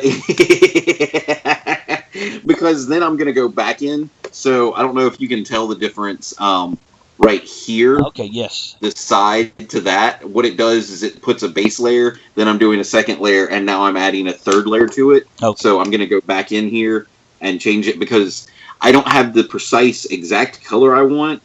Gotcha. So this is one of those things that I do with my markers is like if either they don't have that exact color or I just want to have my own color of it. Gotcha. It's just like painting where you blend colors and you layer colors so it gives a depth to it, etc. Yep. I do that with the spray paint that I do. Yeah, like I saw some of your videos the other day. It's that same thing. You're having to do different layers to it, and I treat my Copic markers, and this is where I do very different from other people. Mm-hmm. I treat them like watercolors. Right. So I'll even take just an alcohol. Like you'll see me as I work on the background. I'll probably grab just an alcohol-based marker that is clear alcohol, and I'll use it to blend out and stuff. So you can see a lot of that blending that I do, like in the flesh tones and stuff. Just trying to make it where it's not just a rigid line on it. See, when people look at the finished product, they don't realize how many layers and how much work and time actually went into any one picture. Yeah. So it's... So don't bitch about the price, people. Look at all the work. Yeah, well, look at the time it takes, and look at what you want to be paid to... And not that the people... Everybody works these places, but look what you want to be paid for any job you do. Even if it's something as simple as you want fries with that, you want $10 to $12 an hour. So an artist that sat here and took, I mean, he's already been working on this. He had the line drawing when we started and a little more, but he's already been working on it for an hour or more, not including the stops. So, well, I was going to say all the stops in there. This one will probably, I would say, if I was just to work right from beginning to end, would be a 2-hour piece of work. So, and considering that is a skill set, we can, I mean, pretty much anybody can stand behind a counter and go, you know, paper or plastic, you want fries with that. And we Not always. That's why I said nearly everyone. There are definitely some people that fail. But yeah, this is a skill set that he's developed. So when you see a postcard hand-drawn, hand-inked, and I don't know what you charge for this piece, but if it's $30 and you're like, $30 for that? Yeah, that's 2 hours worth of work. Plus... Yeah, normally a piece like this, like if I had it at a convention and it was sitting in my original bin, it'd be $35. Okay, so I was right in the neighborhood. Yep. But yeah, and then keep in mind, he's also putting in a plastic bag, and he's transporting... And the ink you had to buy. Yeah. And stuff like that. Like, the other thing is, with the training, like, a lot of people I know don't think it's a big deal about it, and I've actually, like, seen this a lot more lately. So I use model sheets is what they taught me, is what my mentor taught me, is take a model sheet, learn the expression, stuff like that. That way you can draw your own pose. So a lot of these, I don't look at an image on the computer to draw it. And then what ends up happening is a lot of people will look at the picture and draw the exact same picture or trace it, which is way worse. Those people tend to have a whole lot more problems with the copyright infringement stuff we were talking about, because they are literally just lifting that image. Right. So I had to go through and like spend the time researching all those model sheets and stuff if I didn't have them on hand. Do you remember Clayton, who was right across from you, the pillow guy? Yes. Okay. I was talking to him about the copyright thing, and he told me a story about when somebody like showed up and they were like, "You need to quit, this is ours." And he went, "I am so sorry, absolutely, I'll quit right now. You can take everything I have on my table that is yours for free. I'm not going to charge you. I'll go out to the van and get you the rest." And the person was so taken back, they're like, "Wow, you're being really cool about this." He's like, "Well, it's yours, and if it's not mine, I'm not allowed to sell it, and I don't want to throw it away. You can have it." And they went, "Let us, look, you sell what you have, that's cool, we'll sign a paper that says it's cool, but here's how you avoid the problems." And they were basically saying, don't duplicate the image exactly, do your own version, make your own pose, etc., and then you can do it, like you said, one-of-a-kind pieces. Well, a big thing that happened, and I would say it's probably been about 2 years, they had, I don't know if you've seen them, but they're, what we call them are swipe artists. Basically what they do is they take an image that somebody else has drawn, they stick it into Photoshop, they have a filter, and it makes it almost look like splatter art. With a stencil type situation, or they just have it where it distorts the image some and adds all these extra things, and people will sell them. Andrea? It's okay. A lot of people who buy it don't realize that's what it's been. But a couple years ago, it was a gift. Well, no, that's exactly it. Like I'm saying, the people who are buying it, they don't understand. Oh, somebody else did this. This person has stolen it. But a couple years ago, they started really breaking down on conventions that people were doing this because there was like 4 or 5 of them with the exact same images, pretty much. Right. And so people started getting called out, and those got in a lot of trouble. So it's kind of shaking up the convention circuits with that, and you see a lot less of that, but you also see artists like me, a lot of bigger name people, even smaller people, where they're actually going around and they're like, wait a minute, I know that piece of art, and then we connect to the person who actually did it, and then they pull up their own cease and desist on them. So that's one of those things. With the internet, it's easy to steal somebody else's artwork. So easy. So, and by the way, Kennedy says, in reference to early thing 5 minutes ago, as an IT guy, I can understand that, and that's the value of your time and training versus the product or service you're giving. And then he mentions Nick Simmons was called out. Rob Granito also. I don't know who they are, but there you go. There's a couple. Travis, I just want to point out. Yeah. See, he doesn't drive a train. He is an IT guy. Don't ruin this. Because he said he was a train conductor earlier or something. I just imagine him driving around on the subway with his phone tuned into our show and earbuds in. You're right. That's what he does. Just go with it, Kennedy. It's my world. In my head. It's my world. I'll do what I want. Which, by the way, let me do this real quick for everybody. I am going to make his picture full size, full screen right now, so everybody can kind of see an up close of what he's doing there. And New Jersey Transit. You're not even in New York City? Damn it, Kennedy. You're hurting me. So messing up your entire world right now. But if any of you guys watching... that's so much better. I can see it now. Yeah, and if any of you guys are watching and you're like, hey, zoom in on that for me, Travis, I can do this for you guys. I just want to point out we met Hades. Hades is married to Hellgirl. Do you remember and I at think Mysticon, I ran up to you. They'll be in a refill break. That's right. Yeah, it's I we do remember that. I'm like, hey, there's a Hades running around. You got to check him out. And yeah, he was actually the husband of one of our friends we're hanging out with, who's also one of the people who is just starting a Twitch channel that we're looking at helping and supporting and help grow. And the way I picture this is one of you guys are going to explode way beyond what I have, and then I'll be able to get help from you guys, you know. Won't be technical help from me, but... No, it won't be technical help. But I'm good at connections. But it'll be the thing of, I can come on your show and pimp my channel, or, you know... I want to hear the story, Kennedy. Kennedy has a short story featuring Hades in the works. The Disney Hades? There's Giraffe. Yeah, here, kitty. He's going to lay on me now. He's going to eat pets. So, that's our Giraffe. And I'm always torn between having the camera low enough they can see the cat on my lap, but then they can also see my belly in my lap. So, I'm like, Well, I've been more amused at the cat in the window this entire time I've watched. Yeah, that's Zazzle up there. That's Zazzles. I don't think Zazzles has left that thing the entire time. Yeah, she's come and gone. And for anybody going, what's he talking about? If you look at your screen right now, hold on.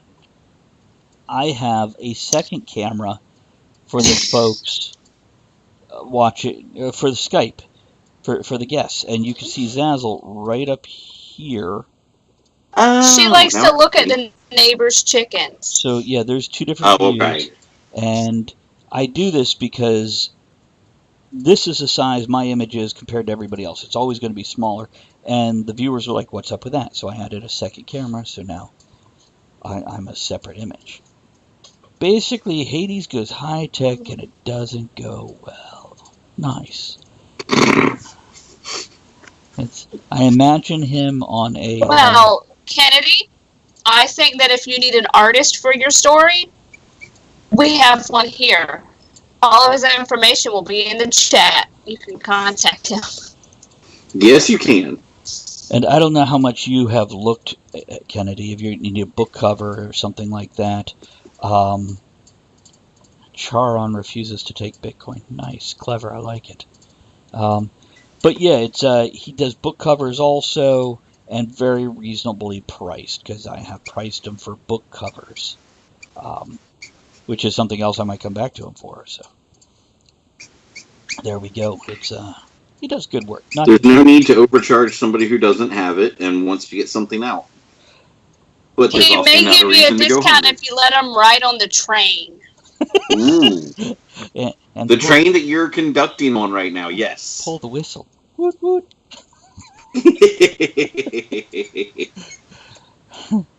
I imagine it's a subway, but they have whistles too, just like real trains, right? Doot, doot. One day we'll have Kennedy on, we'll just do a whole show about working on the railroad all the livelong day. Good times, good times. Oh, let's see here. What else do we have? We could just watch them draw till one of us gets a question. Did we have anything we were talking about or asking? I don't remember. I don't think we'll just meander till something pops up.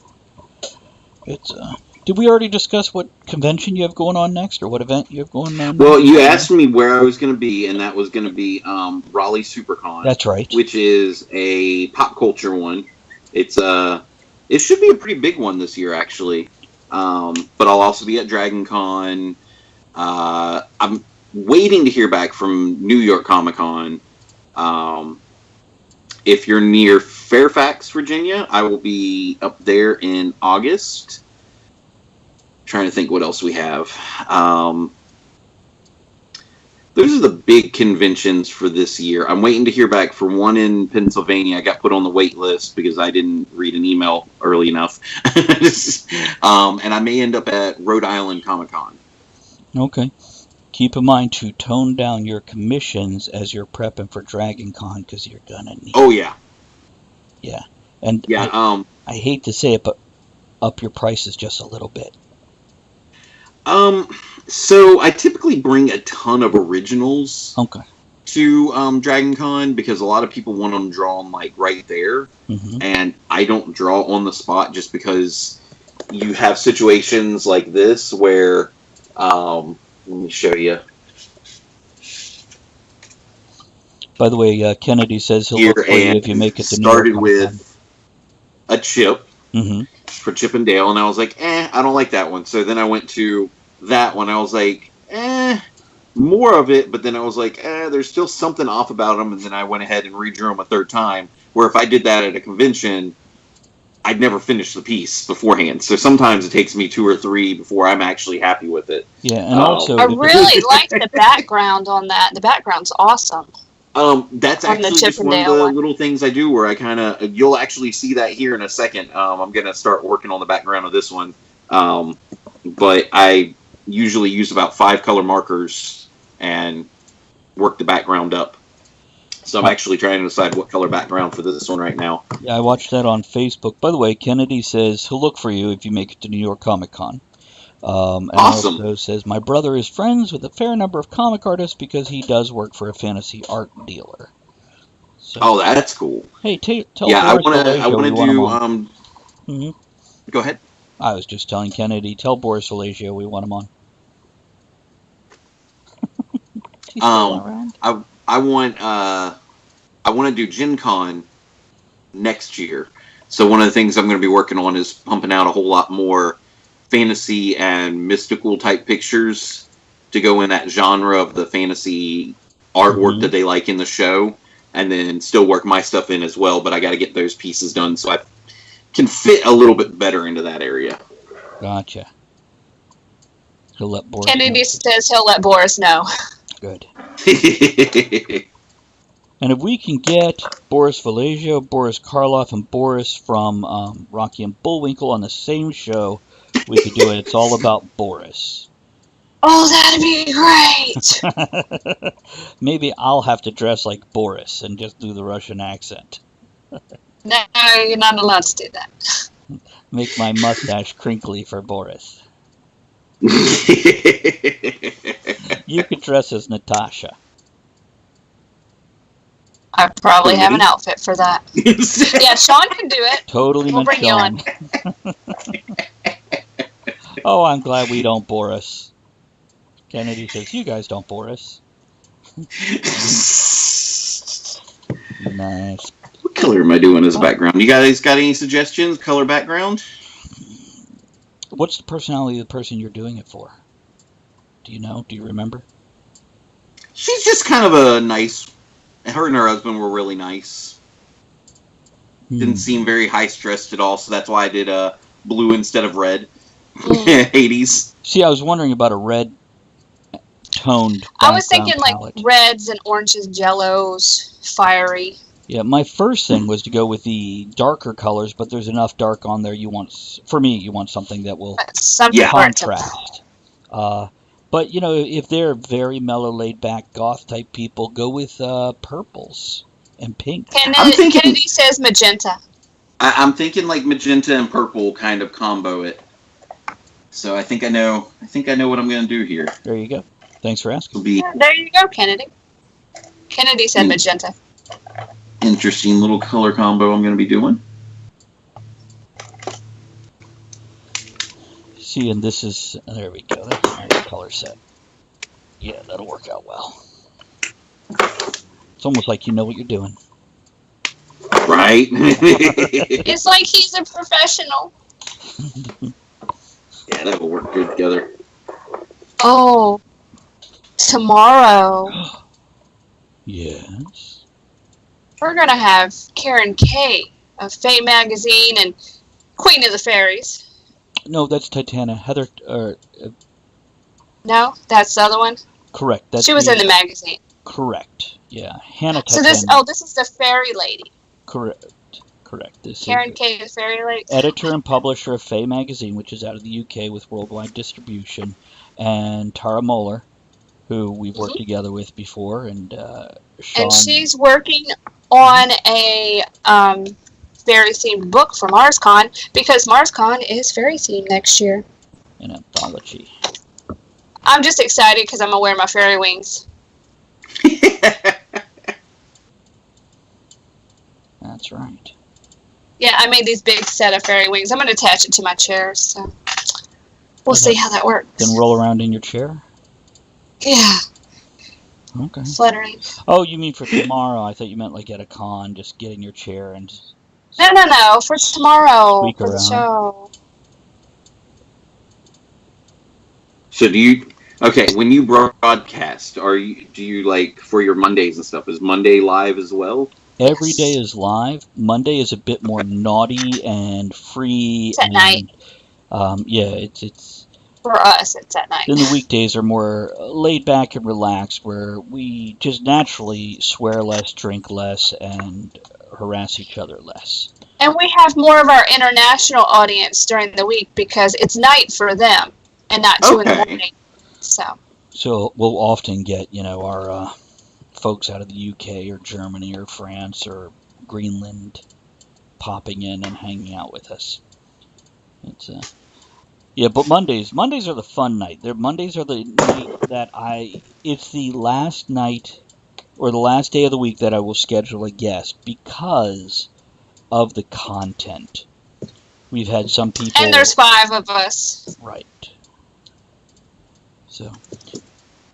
And by the way, Kennedy says if it makes you happy, I can see the Brooklyn Bridge from my desk if I lean to the left a bit. You know what? It makes no damn difference to me if you lean to the left and look at a bridge. Why the hell would that concern me? And by a desk, you mean your control panel on the train, I assume. Oh, Elizabeth sent me a picture last night of these lovely pastries that she got in Brooklyn. I want some. She got biscotti and strawberry shortcake cookies and stuff. Oh, I need this. I'm glad they were pastries and not pasties. Because I don't That's imagine. a different place. And by the way, Kennedy, in all seriousness, if you want to sit at your desk, frame yourself up in your camera, and then lean to the left so the bridge comes into view behind you, and do a, this is Kennedy. And Or in front of you, because you're driving a train, be like, we're going to crash. We're going to toast it at Talk of the Tavern. My goodness. Or we're going off the rails at Talk of the Tavern. It's whatever. Make it yours. So there you go. It's, we have them chopping down trees. We live in the middle of nowhere, Shawn. More cows than people. Okay. My neighbor has in our yard. 8-foot tall piles of trash, which includes old refrigerators and, the usual white trash content. Okay. So to get internet here, we originally had satellite, and it was crap. What we use now, we actually use the data from our phones and create hotspots, and it works better than satellite did. And now we could do the show. Before we couldn't. Now we can do the show here instead of traveling an hour. Yeah. So, and that was part of our Kickstarter that we did a month or two ago.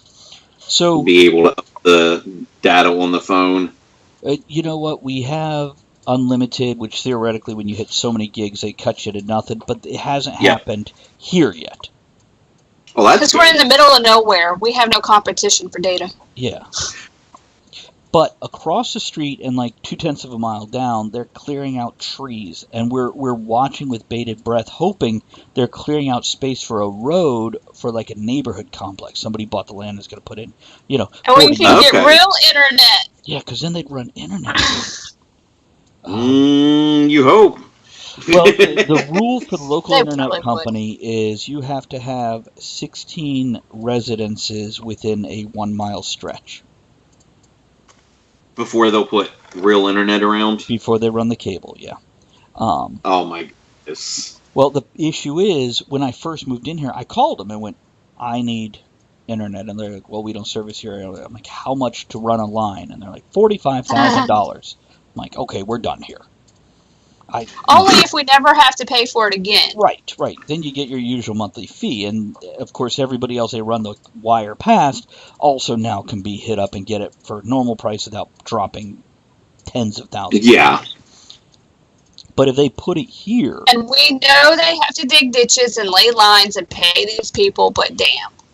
Yeah, and that's a lot. And it was only, so much distance, but they measure it by like the 1/10 of a mile and charge you so many thousands of dollars per 1/10 of a mile, etc. Oh my goodness. So if this is 2/10 of the mile down the road, maybe they'll run it down our road, maybe they won't. But your train has high-speed internet. I think I see what you did there, Kennedy.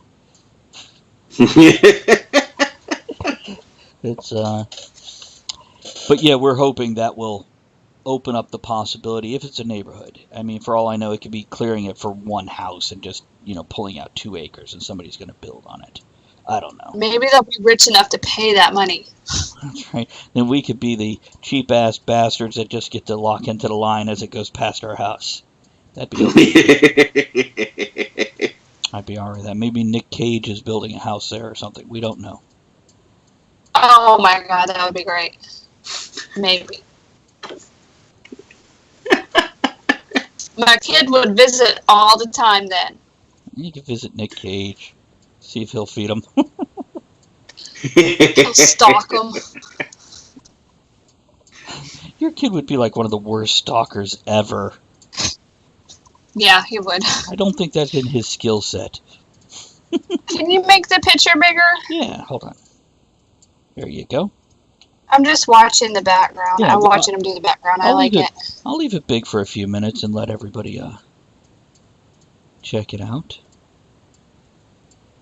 Try and keep my hand out of the way. Nah, don't worry. No, just do your stuff. I'm just watching the technique. I really like the shading and stuff. So with this, did you put like the alcohol marker? I have not used the alcohol marker on it yet. Oh. I'm going to be doing that in a couple of minutes. So like right here, I went and added a second color because I accidentally grabbed the wrong marker, which was going to be the marker I was going to use anyways, but I normally lay the lightest color down first. So I'm actually going to go ahead and start using that darker color right now. And since it's all wet together, it starts doing some of that blending anyways. But then what I'll have to do where it's not wet anymore is I'll take that alcohol marker and blend it out like I would if it was watercolor. So you see this one isn't blending as much. So you're just doing dots? Right now I'm kind of doing a soft scrub on the paper, which gets a little texture to it. Yeah, I like that. That's really neat. And it's a quick method for laying in a background pretty quick when you just need a color. And then you leave some of the areas that are in there. You'll go back in. You'll put some smaller dots to blend it out.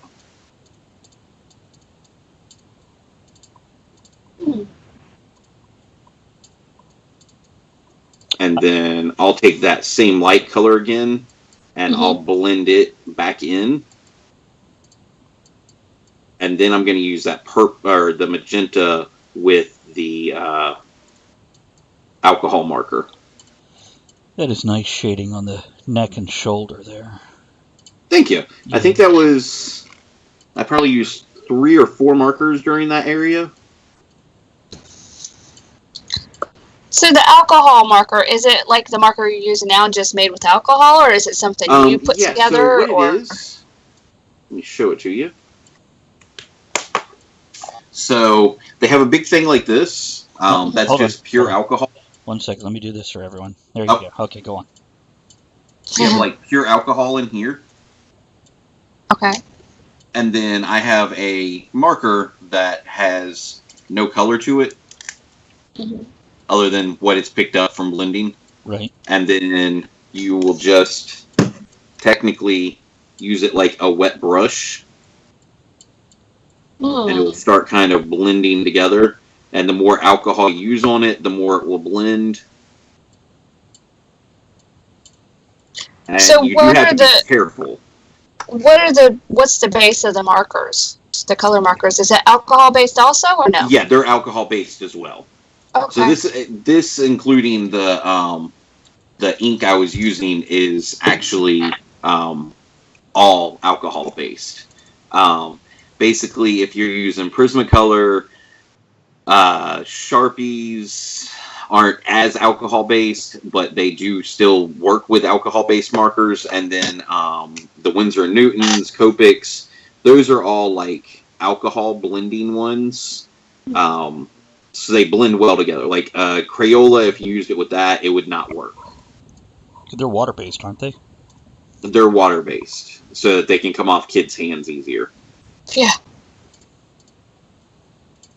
So, what kind of markers did you start with before you found these?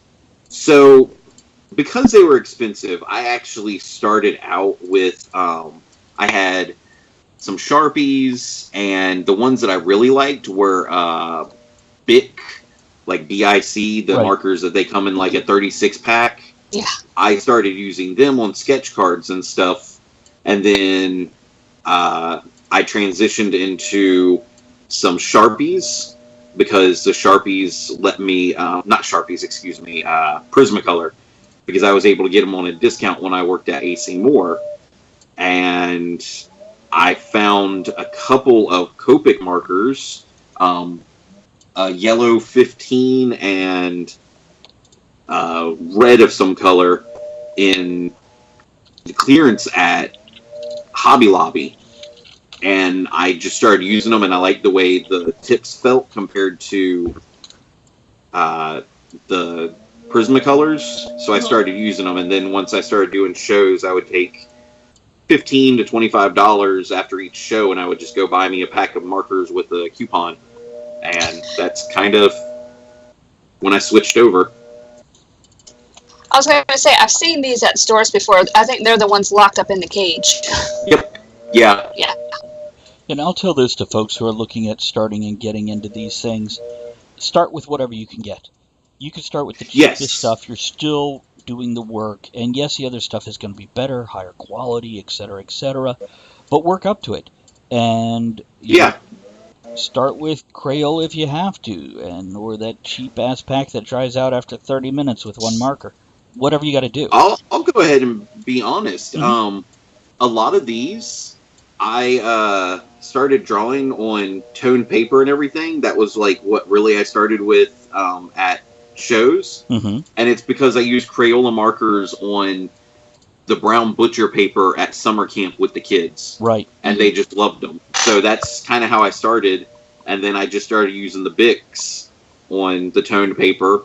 And you can get like a pack of 36 of them for like $20.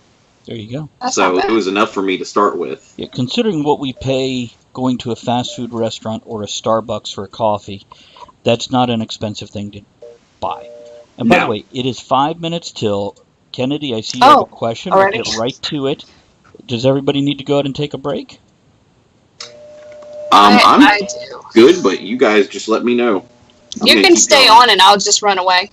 Okay. We'll keep going. I'll have him answer Shawn or Kennedy's question. While you I'll be right back. Yeah. So Kennedy asked, oh, you saw it. Whose artwork are you a fan of? Rob Liefeld? So, current people that I'm really a big fan of, man, just because like I grew up like watching and looking at the stuff, some of my favorite animation stuff and comics and stuff like that. I'm a big fan of Don Rosa, who took over The Life and Times of Uncle Scrooge, or of Scrooge McDuck, once Carl Barks was finished with it. Gotcha. I really like him. Tad Stone, who created a bunch of the Disney Afternoon stuff.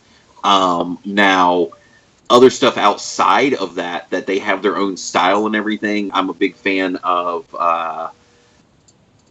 Shawn Cheeks Galloway. He does like a lot of comic and animation style artwork. There's somebody who he's helped me a lot learn about conventions, and I really like his art style, is Travis Hansen.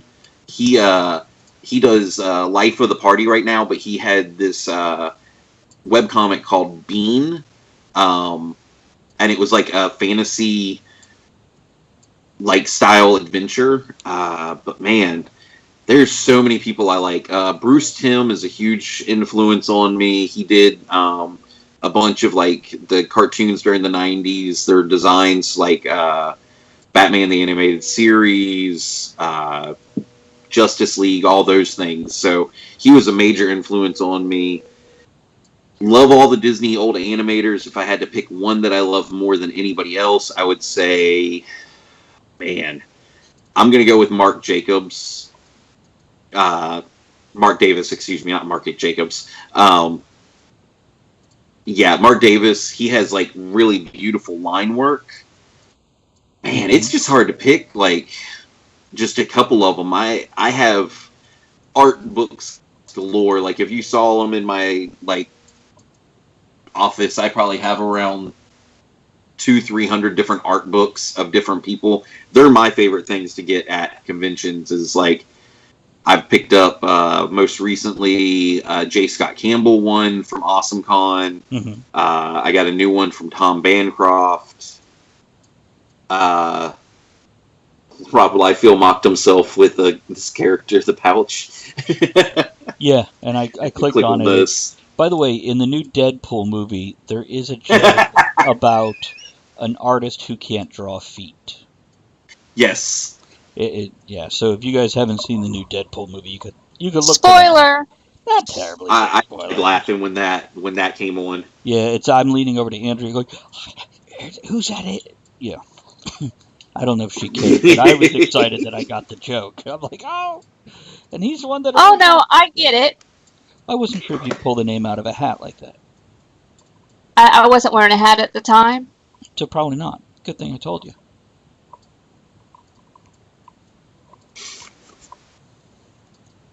But yeah, I don't know. Getting back to who I like, it's artists. They love so many other people and their artwork. Like I have a couple of friends that like. I honestly wish I could draw and paint like them in a heartbeat, and it's not my style. Like Wayne Reynolds is a gorgeous fantasy artist. And I have another friend who she does Magic the Gathering stuff, and she does oil paintings and stuff like that. Her work is gorgeous too, and that's Lindsay Look. I got to meet her at Congregate, but I had met her online probably about 4 years beforehand while I was in graduate school, and getting to meet her in person and everything, and it was just great because she loved my style artwork, I loved her style artwork, and we're just like, I can't do that. Neither can I can't do that. And it's just so funny because certain styles you just you tend to love, but you can't replicate, and it makes it you have a so proclivity that you towards love those people so much better. Yeah, well, you have your strengths, so you work with them and admire the rest. Yeah, Andrea?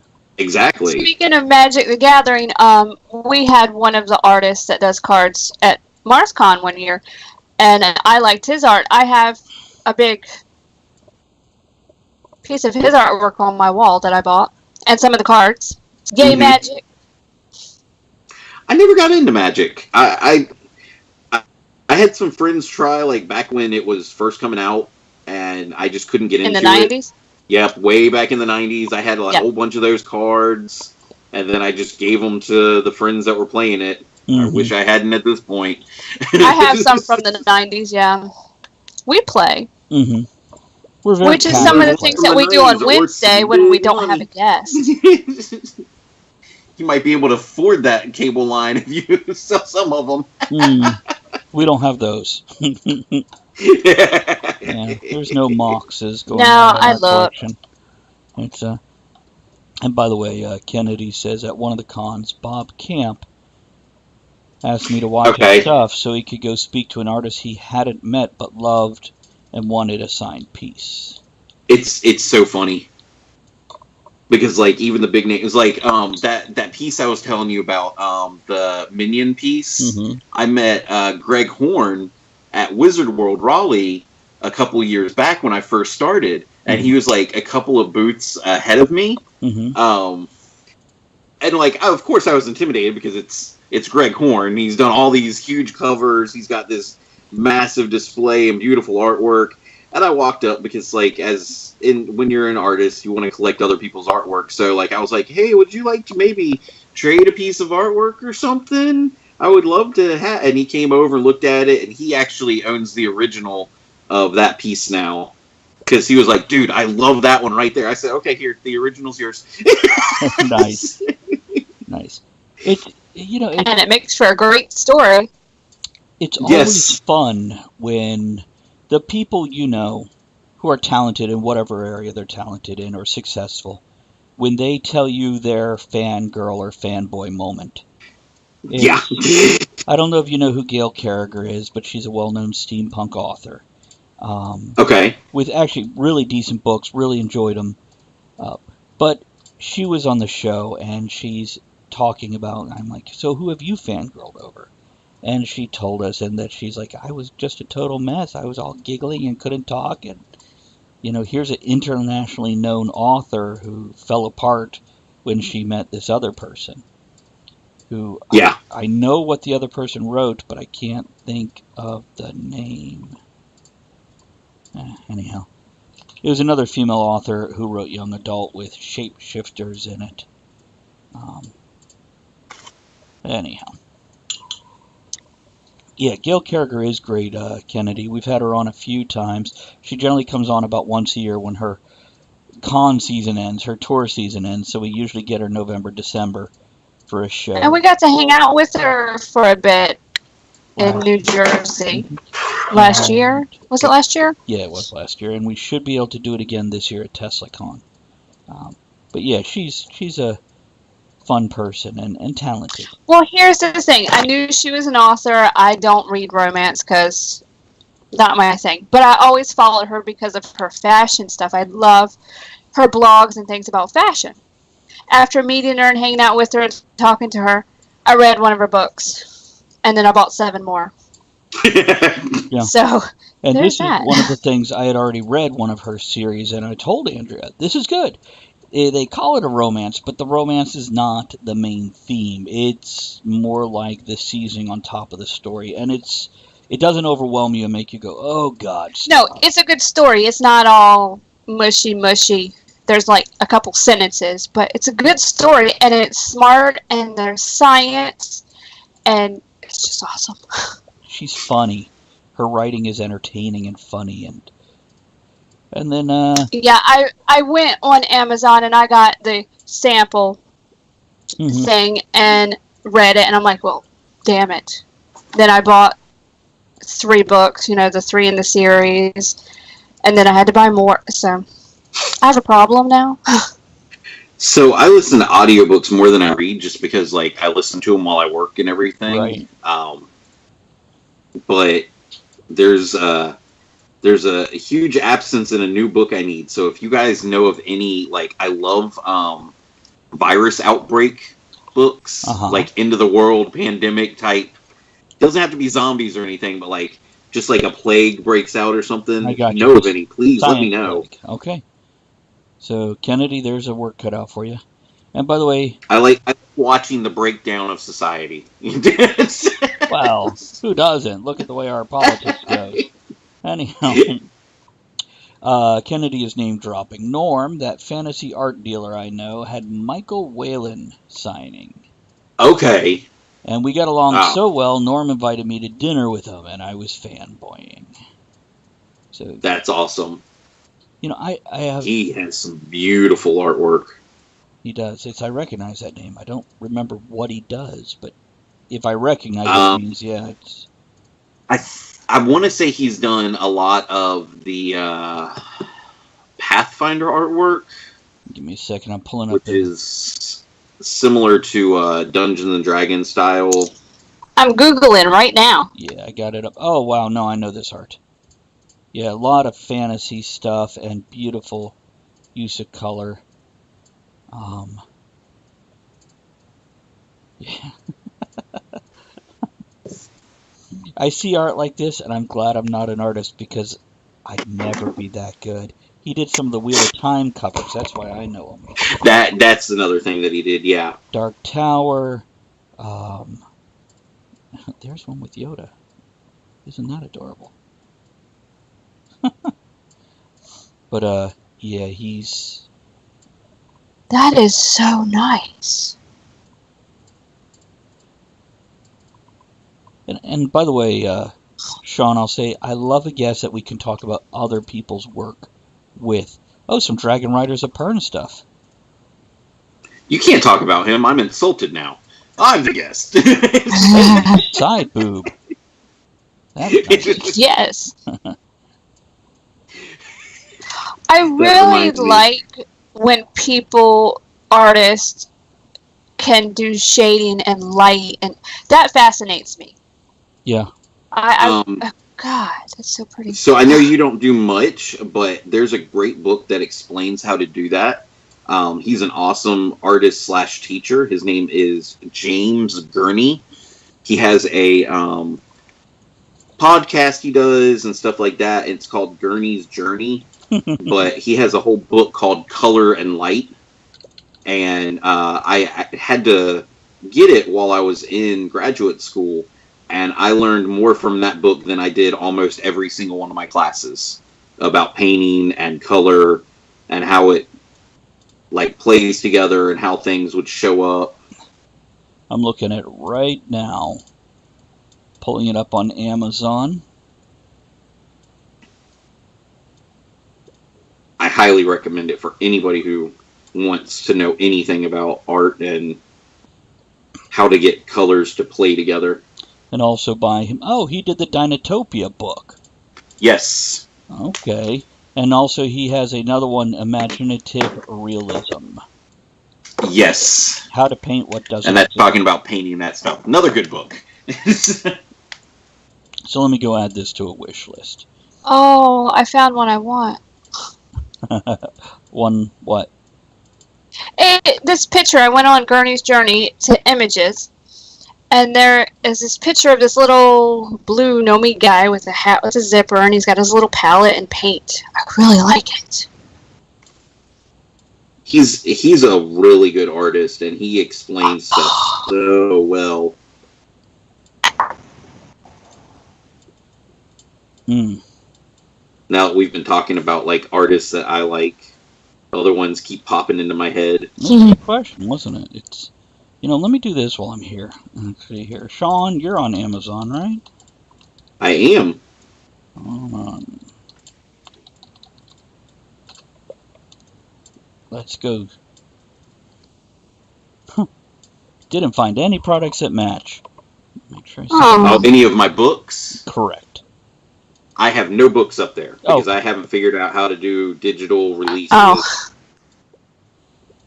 So that's one of those things I need to figure out. Gotcha. Okay. So let's. Because I always read that if you release the book digitally through Amazon, you were not allowed to sell physical copies of it as well. That's not correct. That's not true. Oh, okay. See, that's like I said, It something completely out of my normal realm of knowing. It is true to a point. If you're using KDP, which is their Kindle Direct Publishing, yes, and you sign up for their special thing where they do special things for you that most authors go, I signed up for that and didn't notice shit difference. So it's, if you don't sign up for that bonus thing, basically you're just selling on their site and they're taking part of the profit, and they're print to order, which is kind of nice. By the way, Kennedy is. Can I assume you've read World War Z? Yes, I liked World War Z. The Rising by Brian King, City of the Dead, Dead Sea, those were all by him.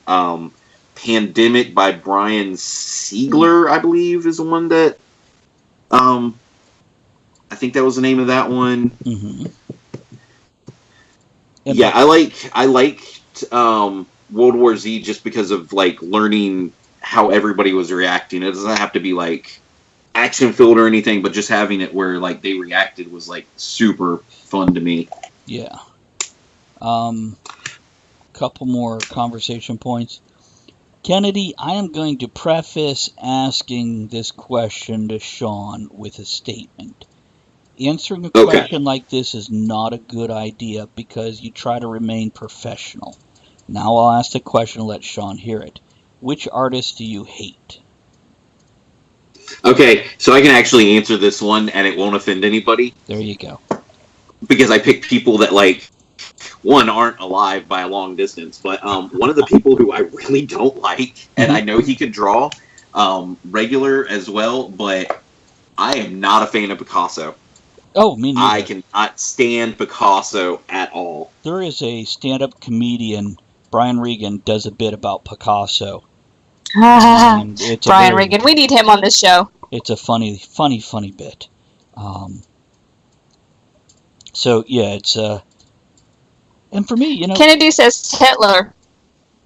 Yeah, not a fan of Hitler. I mean, he was an artist at one point. See, there's easy ways to find a way around that question. Now, I mean, of course, there's other people who I'm not fond of, but yeah, it's kind of like you said, it's not a good idea because you never know when something will pop up and they'll see it and they'll be like, oh, well, see if I ever work on a project with this guy, or you'll get like... It's just like me giving a review to an author. If I don't enjoy their books, I don't give a review. That's all there is to it. I have no urge to give a negative review to somebody I don't know who made a Brillo sculpture that I would never have reason to worry about. Reviews were put out there for positive reasons originally. They weren't put out there to bash things. Reviews were set up to, here's what people like about this. And of course, culture does what culture does, and now you have people who use reviews just to go bash people. People need to stop that. Be nice. Well, I understand stating your opinion of this wasn't my kind of movie, but there's no reason to go bash and tear people down. Because somebody's going to like it. Yeah. Exactly. And honestly, if they only have 20 reviews after 3 years, and I could look at some of my books like this, and they're all great reviews, well, obviously everybody else that's read it hasn't bothered to do a review at all. So that See, when Go ahead, Andrew. when I do reviews, if it's not my thing, I say, this is not my thing, and this is why, but other people like it. And why be mean? I don't know. People suck. Well, it reminds me of, we recently watched The Greatest Showman with Hugh Jackman. And, of course, a lot of people bitched about it, going, well, that's not historically correct. Well, welcome to Hollywood, and they don't even bill it as being historically correct. But there's a line... Oh, it was a pretty movie. It's so pretty. Oh, and me and my wife really enjoyed it. The choreography is, God, incredible. But there's one line where he's talking to the critic, and... I forget what line I was going to quote now. But it's along the same lines of, it's... Oh, it's he says, a critic who could no longer enjoy theater or entertainment or something like that. That's sad. And yeah. That's my feeling. Now, if you've got the job at the newspaper where you have to write reviews about these movies... Well, that's different. It's your job. But yeah, on a personal level, to go out and find things. By the way, I have even if it is your job, you shouldn't bash everybody all the time because they put the time and effort to do this. If you don't like it, then you go do it. That's what I say. I have had 1-star reviews on my book that are too short. Oh no, that was a 3-star. I had another one that was a 1-star that says, I bought, and by the way, they got it when it was free, because I had, special. And they're like, I got this book by accident. I don't think steampunk should be a genre. I didn't read the book. And it's a 1-star review. Nothing to do with the book. And I'm like, okay, well, that's a great 1-star review right there, actually. If you're going to have a 1-star review and somebody goes to read it, and they see that, they're going to be like, so there's not actually a complaint about the book in this. You didn't even look at the books, so yeah. So, yeah. Oof. Teddy Roosevelt's quote about the man in the arena and the critic is one of my favorites. I'm not familiar with it, but I always like to go by the thumper rule. Which is, if you can't say something nice, don't say anything at all. From Bambi. Yeah. Yep. It's and people look at me like, thumper rule, does that mean you hit them? I'm like, no, it's quite the opposite, actually. Is that a white pen? It is. These are jelly rolls. I love those. I'm hungry. But I have several of them, and so I don't know if you saw me while I was adding it, but now if you look at the picture, shimmers. There's a shimmer. So a lot of my originals, just to make them something special, I'll take a lot of my metallic jelly rolls and add some different little tricks and stuff to make them a little bit more unique. That way, if I was to make a print of one, they don't feel bad that they paid $40 for one or $35 for one versus just $5 for one. I want them to feel like they did something. They get something that's very special. Can I read this quote from Teddy Roosevelt? Sure. And it's only a paragraph, and it's an excerpt from the speech of Citizenship in a Republic, which was delivered at Sorbonne in Paris, France, on April 23rd, 1910. So here's the paragraph. It is not the critic who counts, not the man who points out how the strong man stumbles or where the doer of deeds could have done them better. The credit belongs to the man who's actually in the arena, whose face is marred by dust and sweat and blood, who strives valiantly, who errs, who comes out short again and again, because there is no effort without error and shortcoming. But who does actually strive to do the deeds, who knows great enthusiasms, the great devotions, who spends himself in a worthy cause, who at the best knows in the end the triumph of high achievement, and to who, at the worst, if he fails, at least fails while daring greatly, so that his place shall never be with those cold and timid souls who neither know victory nor defeat. Good quote. Yeah. Good quote. Kind of wordy. Basically, the person who's never done it doesn't understand this deal of success. Yeah, well, they never took the risk. Instead, they sit back and criticize. Unless you're, what's his name, that cook that yells at everybody on the TV show. Gordon Ramsay. That's him. And by the way... You know what? Mm-hmm. Okay, I'll wait till you're done, then I have a thought about Gordon Ramsay. Okay, just real quick, passing on the compliment from Kennedy. Really like that piece, Shawn. Already following you on Facebook. And thank you. Thank you for the following comment, too, Kennedy. Okay, Andrew, go ahead. Okay, I saw this thing about Gordon Ramsay. I'm pretty sure this is the right chef guy. Mm-hmm. The one, he yells at everybody. Mm-hmm. Saying, wrong, you did it wrong. And then there was one where he was helping kids, teaching kids to cook. And he was very nice. He's like, it's okay. Chef, yeah. And they're like, well, why do you yell at the adults? Well, they're supposed to be professionals. They're supposed to know this and not make these mistakes. These kids are learning. That's great. He knows the difference. Yeah. And not everybody does that. Kenny, have a good one, man. If you don't make it back before the end of the show, thanks for joining us, bud. Enjoy your lunch and your coffee. Bye, Kennedy. And your train. Can you take that through the drive-in window at McDonald's? Doot, doot.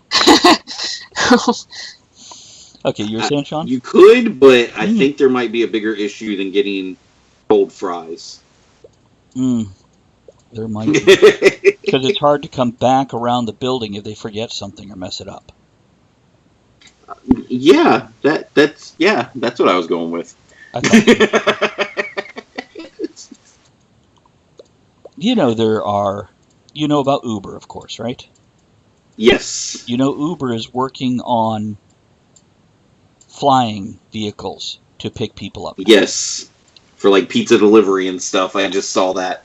Well, no, this would be public transport. And it's a VTOL vehicle. Yeah. No. It's a VTOL vehicle, and they will have certain like helipad type situations on top of buildings.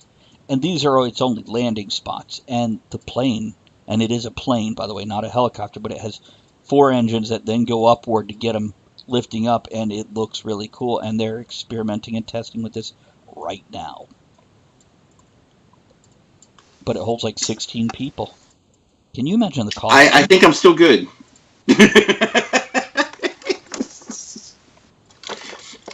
I mean, I don't imagine I can call them here to pick me up because we don't even get regular Uber here. Well, it's just like the Amazon drone delivery thing. I'm like, how close do you have to be to a distribution center to get that service? I mean, I guess and also, what if you're inside, an apartment? What do they, like, just leave it on the doorstep where everybody walks? I don't know how that's working. I'm curious. Now, Andrew, you might be wondering what pen I'm using right now. This is a brand new one I got. Mm-hmm. And it gives a liquid gel glitter to it. Oh, I see it. But it's clear. So it doesn't mess with the color. So this is actually the first piece I've used it on. Just because I wanted to do something different. But it doesn't mess with any of the color or anything like that. It's just like a clear paint on. It has like a little mini brush and everything. It will show it on camera in a second. Maybe. There we go. I see it. That's cool. Glitter. You need to do fairies. They like glitter. I can do them. I haven't. Well, other than Tinkerbell. If you do come to MarsCon in January, it's fairies. It's a theme. That would be a great one to put in the auction. Okay. Just a thought. Well, I'll definitely get more information from you about it. Mm-hmm. I mean, even if you don't come to Vend, just come hang out. Yeah. And it's in Williamsburg, Virginia, so it's not because you're somewhere in North Carolina. Oh, that one's, yeah. I grew up in Williamsburg, actually. Okay. Yorktown, to be specific. It's near Busch Gardens. Yep. We're near Busch Gardens, so. Yeah, the hotel is literally like a half mile from Busch Gardens. Mm-hmm. Oh, okay. So just right down I don't even remember what the route number is. And it is bigger than Mysticon, but smaller than DragonCon. A lot. Well, everything's smaller than DragonCon. Well, I mean, San Diego and maybe New York. Yep, there's the only two that are bigger, I think. And Kennedy, glad to hear you figured it out. Get the earphones. Don't scare the fish or the New Yorkers.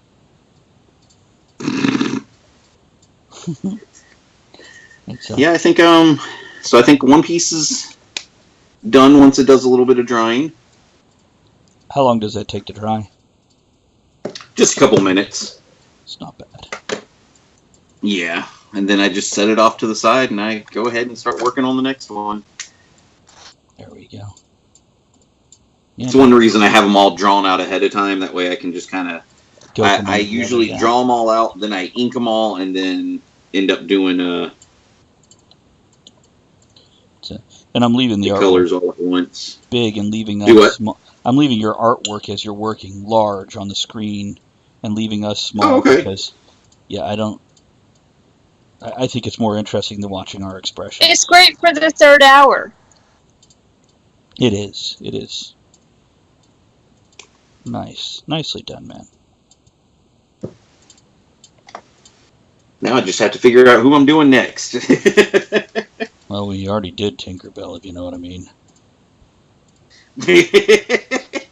I was thinking with the MarsCon thing, if you can do 4 different poses of a fairy and print them, just a line drawing, print them on cards like that, and then hand color them. That way you have, a variation in the colors, but you don't have to hand draw. That might be a fair workaround and cheat. That wouldn't be too bad. It'd still be all your work. I guess it'd be considered mixed media. Lilo! Does anybody else think the pattern on her shirt just looks like really bad stains? If it's colored wrong, they're really big white leaves. So it is. And the rest of the shirt is a stain. Here, I'll send you my image I'm going to be using. Okay. We'll check it out. We're waiting. And hello to everybody that joined us. Here's to you. Welcome to the tavern. Shawn Durington, we've got his screen made big, so we can... Let's see. We've made his screen big. I just made the largest copy ever. Sorry. I don't know if you can delete that. Where'd you put it? I don't know where you put it, Shawn. In the chat section. It didn't come through. Okay, good. On Twitch or on Facebook? On Twitch. Okay, yeah. Oh no, we don't see it. Yeah. Okay, good. You did it wrong.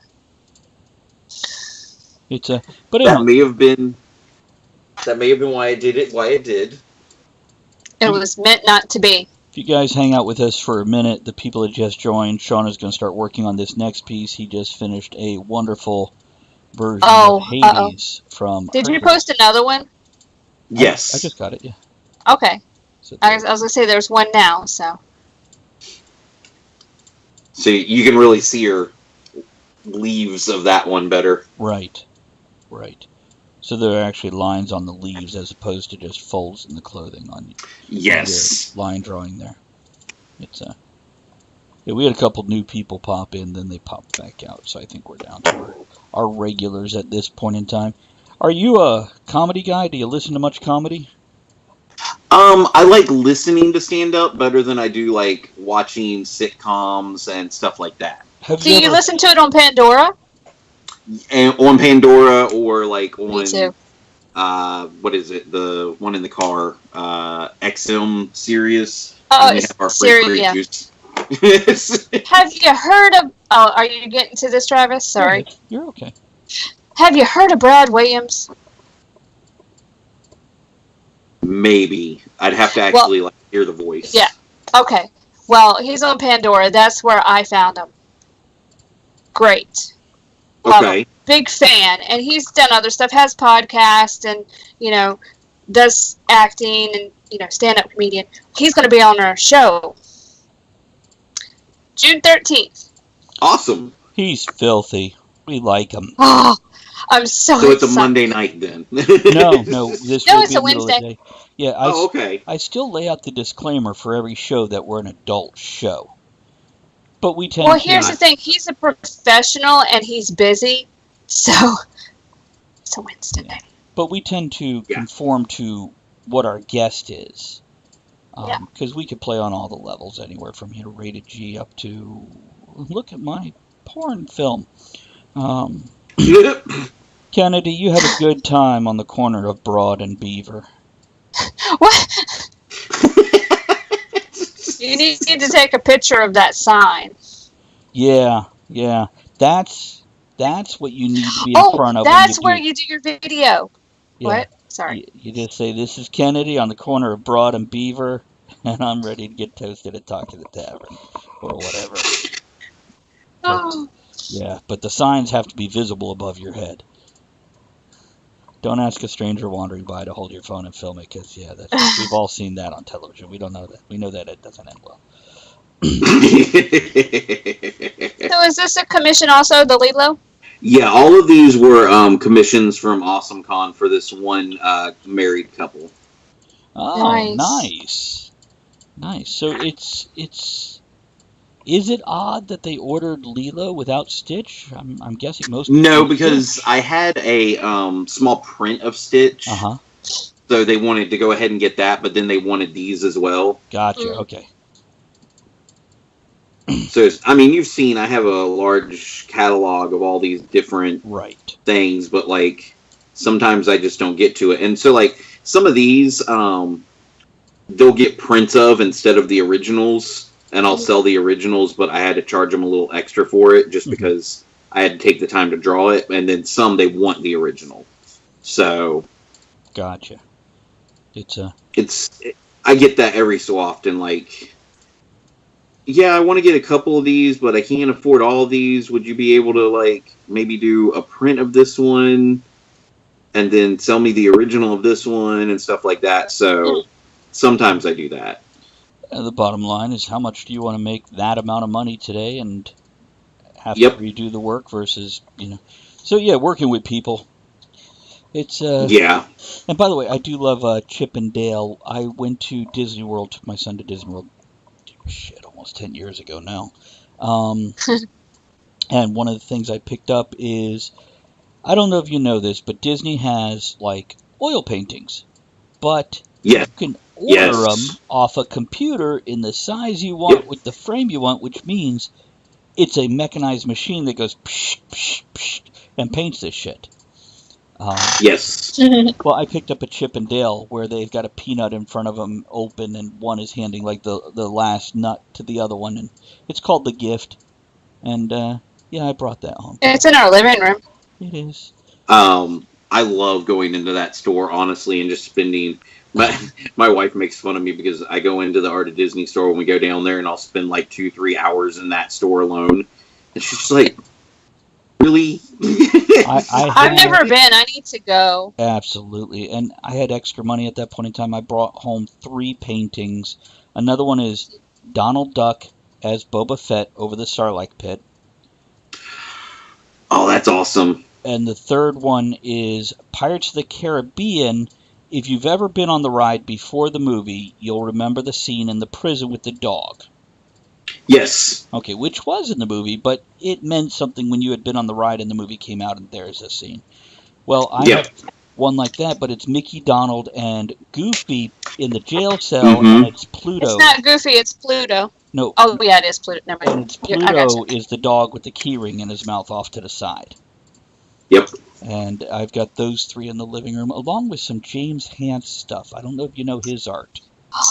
I love his art. But a lot of mashups. I have a mashup of a Norman Rockwell. I think I know what you're talking about. You've probably seen his Star Wars Winnie the Pooh mashups with, like, Han Solo. Yes, I did meet him. Oh, you met him? Was he nice? What? Yes, he was at Dragon Con a couple years ago when I first went. Was he nice? Because I met him slightly after somebody had just asked if I had Winnie the Pooh Star Wars mashups. And I was like, no, and I don't know if anybody's here. And then, like, I was walking around the artist area, and sure enough, there was a guy, and he had all these, it was just Winnie the Pooh. Well, he does a lot of other stuff. I have a Star Wars Norman Rockwell. You know the famous Norman Rockwell picture of the two kids on the bench with the teddy bear and they're watching the sunset together? Yes. I have one of like that, except it's a young Han and Leia on the bench, and the stuffed animal, the stuffed teddy bear, is a stuffed Chewbacca. It's Chewie. And they're on Tatooine. Yep. And there's two sons. I've seen that one. I got another one. And then there's the Up. Go ahead. The Up mashup. It's isn't that Solo and Leia? The Death Star. No. I'm thinking of a different one. Yeah, this one. No, this is Solo and Leia mashup of Up. You know, the old couple. Basically, it looks like a family photo of the old man from Up, but he's dressed like Han Solo, and his wife, who died in the movie, spoiler, is dressed as Princess Leia, and they're both old and have, the glasses and everything. It's very sweet. Yeah, and I got both of those because here's like the young one, then here's the old one, and it's a mashup. And then I have a Van Gogh mashup that has Batman overlooking the city with the, Starry Night. And then I have the Scream, if you're familiar with the Scream. Yes. But it's got Beaker in it, and it's called the Meep. Oh, I have to see that one. You have to send me a picture of that one sometime. Well, after we get off air, we can get, like, on Skype on something I can walk around on my tablet or my phone and show you these things. Okay. Yeah, it's, I just love because Beaker's one of my favorites. Is he? One of the things I get to do this summer, I don't know if, you know this, but at Raleigh SuperCon, the puppeteer and voice of Beaker is going to be there. Really? Oh! If you think of it, get a selfie video, have a meepin'. Oh, he's also Kermit the Frog, and I'm getting my Melvin puppet that I'm making, going back with that Muppet stuff from earlier. I'm making a Melvin Muppet, and I'm going to take a selfie with Melvin and Kermit the Frog. Nice. Oh, nice. And I'm going to do a big mashup of all the characters he's done, and I'll probably try and get him to do a meet for me. Possibly as a cell phone ringtone. Beautiful. I, for a brief period in 88, 89, I lived with one of Jim Henson's kids. It's I can only imagine. Well, this was not Brian who took over everything. Okay. Matter of fact, his name was John, and he died a few years ago. But he had a life that was involved with drugs. So I don't know if that influenced his death because I lost contact with him by 1990 or something. Good news is that I mailed the letter to that new P.O. box and it got there. Yay! That's Kennedy, sorry. But I did get to go to Muppet headquarters in Manhattan at midnight when it was closed down. Oh, I'm jealous. And we walked in the front door, and they have a spiral staircase that went up, and if you looked up, there was a stained glass window in the ceiling of Kermit the Frog on a lily pad. Oh, that's awesome. Then we went downstairs to the workshop where they had, a bunch of cubicles like you had in the 80s before we had what are modern cubicles. Stripped over the computer wiring and brought their whole network down. And keep in mind, this is years before Windows and Windows NT. Networking was wires across the floor. And then we went to the puppet making station where they practice and they put different puppets together and, practice with them. Then we went upstairs to the penthouse and hung out. And there was one time I got to visit the Henson farm. And Jim wasn't there, so I didn't get to meet Jim, but his wife was there, and it was Christmas time. So we go to the house, and it's like a regular farmhouse, in the sense that it's one level and kind of basic and simple, but still, a nice piece of property. And I walk in, and they have 16, 20-foot ceilings, and there's this Christmas tree. Now, it doesn't reach to the ceiling, but it's still 12 or 15 foot tall. And I'm like, whoa. Now, I'm 17 at the time. I'm like, that's beautiful Christmas. Are you erasing? Sorry, Trevor. I'm erasing some of the blue because the skin tones, they're not dark enough to cover up the blue on that, so I erase that so I don't get like a little extra color that I'm not looking for. Okay, go ahead. But I complimented the Christmas tree, and she goes, "Yeah, we don't get the big ones anymore since the kids moved out." And I'm like, oh. Having grown up with 6-foot-tall plastic trees, I was still impressed no matter what. Yeah. Then I went out on their trampoline and sprained my ankle. Dope. But look what I got from it. A story I still can tell 30 years later. Yeah. It's but never got to meet Jim, which is a bummer. But I haven't. I'll also get to meet Big Bird. He's going to be there. I have a. Oh, that's awesome. I have a picture of me with Big Bird. They had him at King's Dominion. No, Busch Gardens.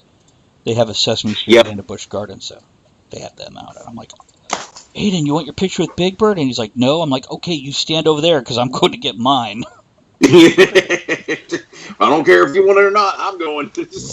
They had Elmo also, and I'm like, I don't care about Elmo. I want Big Bird or Cookie Monster or Grover. I don't care about Elmo. Well, funny enough, like you said, one of the pops you have is Cookie Monster. Mm-hmm. I have almost every Sesame Street pop they've made. I have Snuffleupagus and Big Bird and Bert and Ernie and Cookie Monster and Super Grover, and those are some of my favorite ones. Super Grover. I even have who I really love, the special Hairy Monster. Oh, nice. Nice. In boxers, sort of pajama bottom. Oh. So. I like Grover. He's the monster at the end of the book. How do you feel about Elmo? Elmo serves his purpose. I completely understand why he became... Purpose? Well, it was to bring a different generation in. A dumber one? And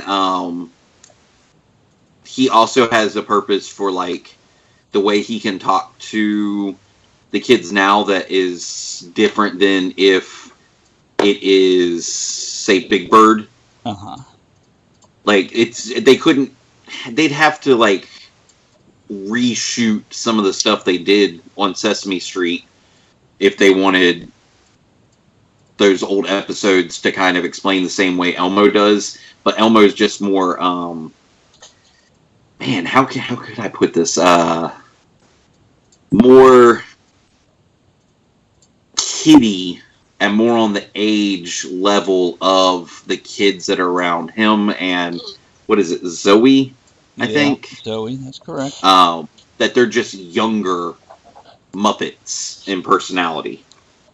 I don't like the improper English. That's my biggest issue with Elmo. That is completely accurate.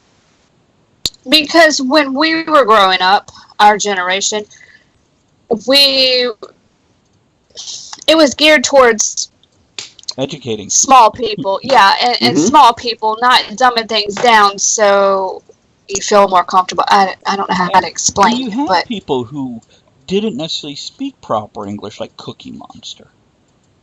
You know? Yeah. And then, of course, and they were all on. But it was still a little more intelligent, higher, I guess. Just referring to yourself in third person and that sort of grammar issues. That's actually my only problem. That's my biggest problem with them is I just don't feel. But that's me.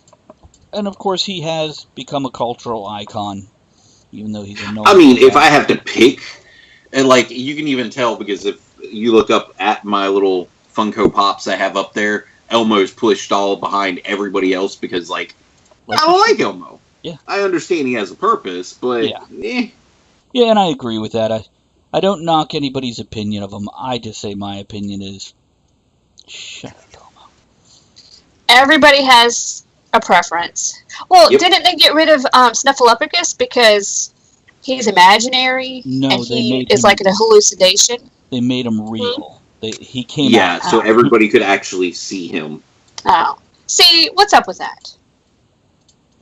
I thought the imagination angle was great. Yeah, I like that. Well, obviously, I like that angle. Look at Melvin. But now they're like, oh no, it was more like a hallucination, and that's not right. What the hell? Yeah. Anyway. And there's the episode of Big Bird in the hospital on Thorazine. You know.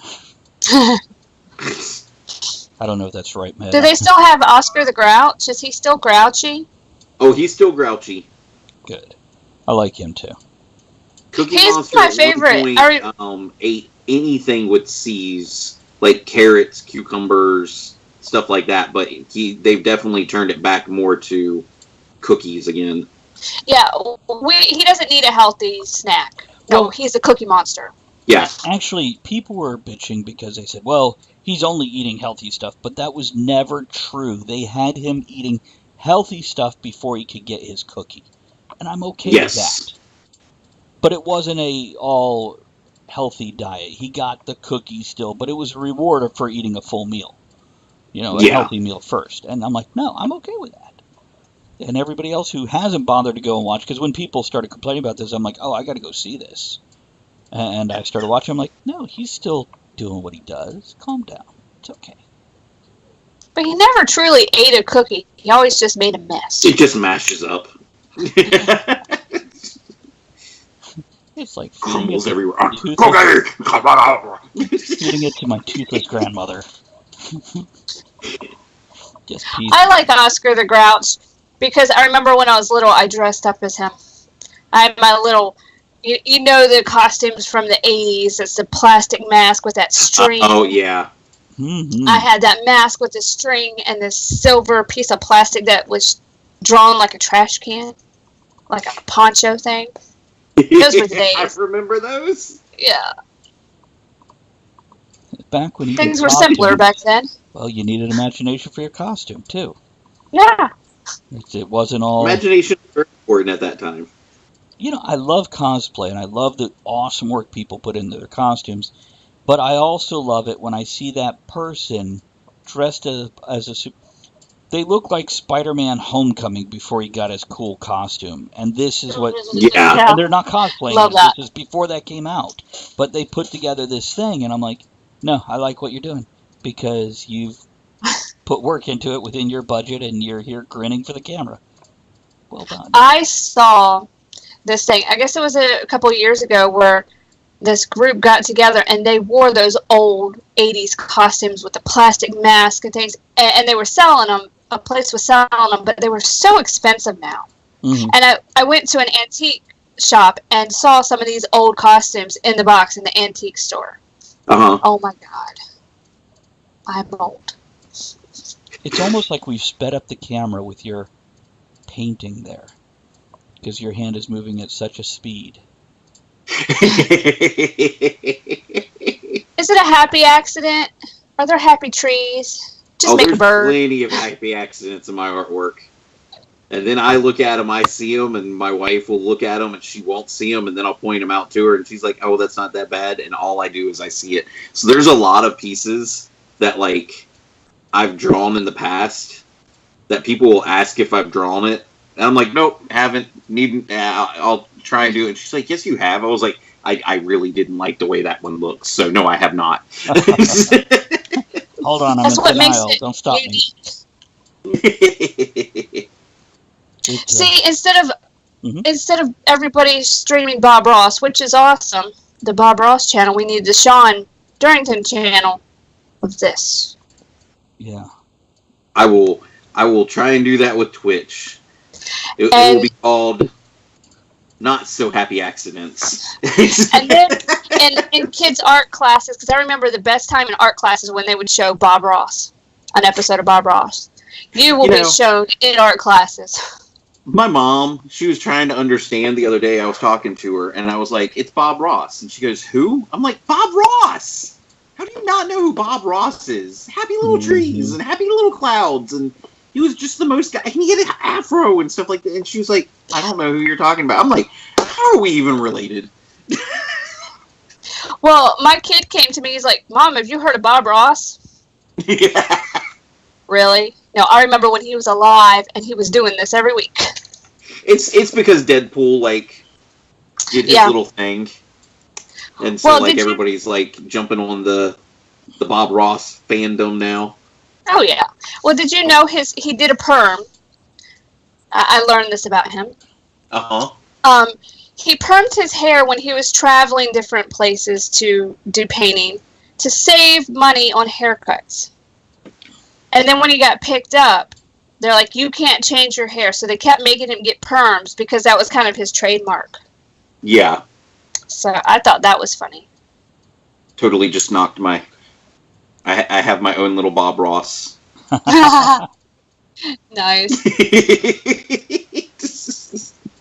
By the way, Kennedy did take a picture of him in front of that sign. Next time you stop by that, do the video. And make it landscape instead of portrait. Do the video. So we can put you in our refill break. Video. Yeah, that'll be great. Yeah. See what happens when you come around? We put you in videos. Yeah, just be like, this is Kennedy at Broad and Beaver, and just point over your shoulder. And say, and I'm going to get toasted at Talk of the Town. There we go. But the picture's great, man. Looks great.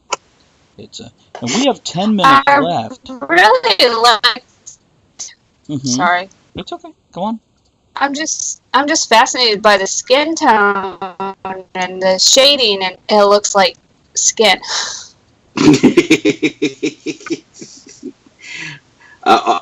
Lots of practice. That's about the best I can say.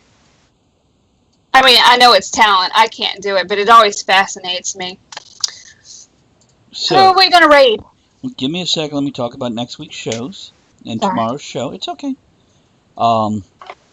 So tomorrow we have Fairy Culture with Karen Kay, the editor and publisher of Fae Magazine, and Tara Moeller, editor and author of an upcoming fairy anthology.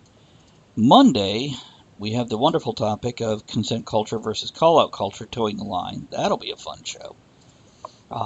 Tuesday, Dale rolls a BB Black Dog for Tunesday. Wednesday for Middle Age Geekery, we will have Scuffle Moss the Troll joining us. And just for the fun of it, next Thursday, the 31st, Victory Bully. So that's our schedule. As for who we're going to raid, it looks like currently we have 4 people on. The one with the most viewers is Courtroom, but it's only 13 viewers. So I think, we like Courtroom a lot. So, but we he comes here often. He does. They're all playing video games, so you know, whatever we want to drag people over. Who else is on? Because I only see Courtroom on my list. I don't. Hen in the Garden, Attacky Chan. Yeah, Attacky Chan, and they are playing Potatoing in Roblox. Oh, what was that? Hey, Dez! Dez! Oh, thank you for the subscribe. 3 months in a row. Glad to see you, man. Woohoo! Timing is everything for you. We were talking about you earlier, though. Andrew really enjoyed those cigars. Thank you for those. She had one on yesterday's show, and let's see, we got a new person. Saber Royal Blood, good to see you. And yes, Kennedy, we did want to see a video of Broad and Beaver. Or Beaver Broad. Broad Beaver. Something like that. It's a... So, and the last person is Instant Replay Live, who's playing a relaxing video game. And they only have 3 viewers. We could go over and raid them. You do have good timing, Des. See, Shawn, when I see you at the next convention, are you going to have prints of this one for sale? I should. She's one that I've been requested a lot for. So I probably will.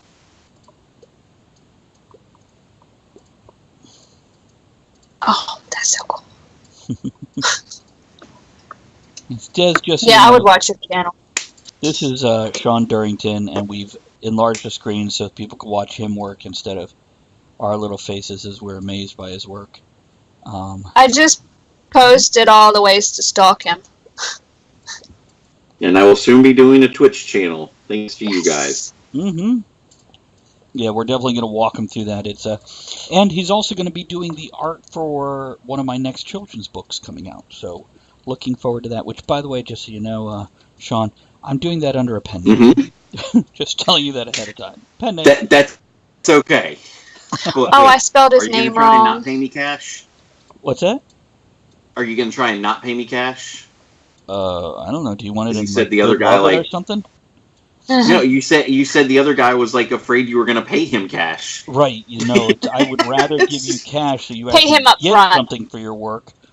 And then wait for commission. I'm also that guy that, if suddenly I become super famous and, making tons of money off something, I'm going to go back to my artist and make sure they at least get a couple free dinners out of the deal.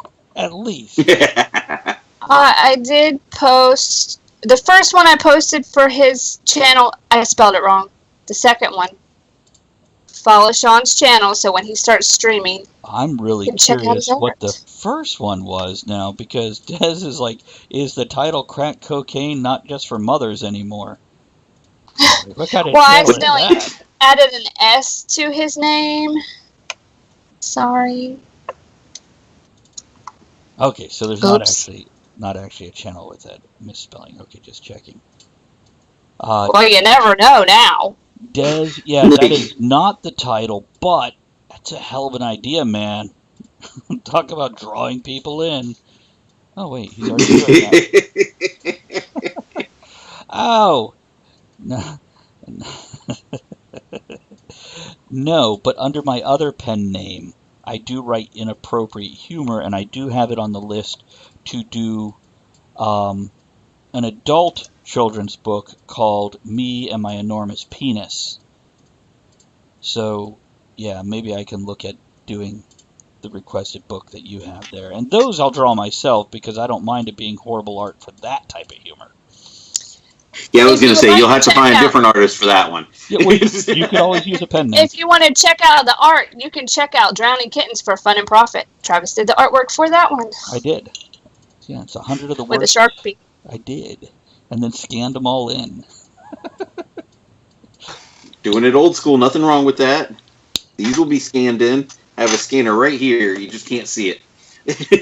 When it comes to my art, it's like I said, I've told you this before, Shawn and Andrea, of course, but I have seen professional cartoonists printing in newspapers or wherever that do my art is so much better, and they're very successful and getting along. There was one artist in Playboy that just had this nasty scribble like cartooning style, and it was horrible, but yeah, he was making the money. So I'm not embarrassed about my art. I just know when to look at somebody else for the artist for the project because it will fit the format better. Sure. Yeah. Des, I only have so much money to throw at my friends. We understand, buddy. It's we appreciate the subscribe. And it's awesome.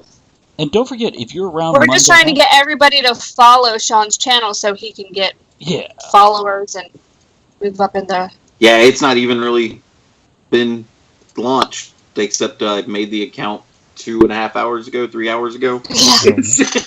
And by the way, it looks like Kennedy did the video and sent it over. So we'll check that out after the broadcast. That's awesome. Yeah.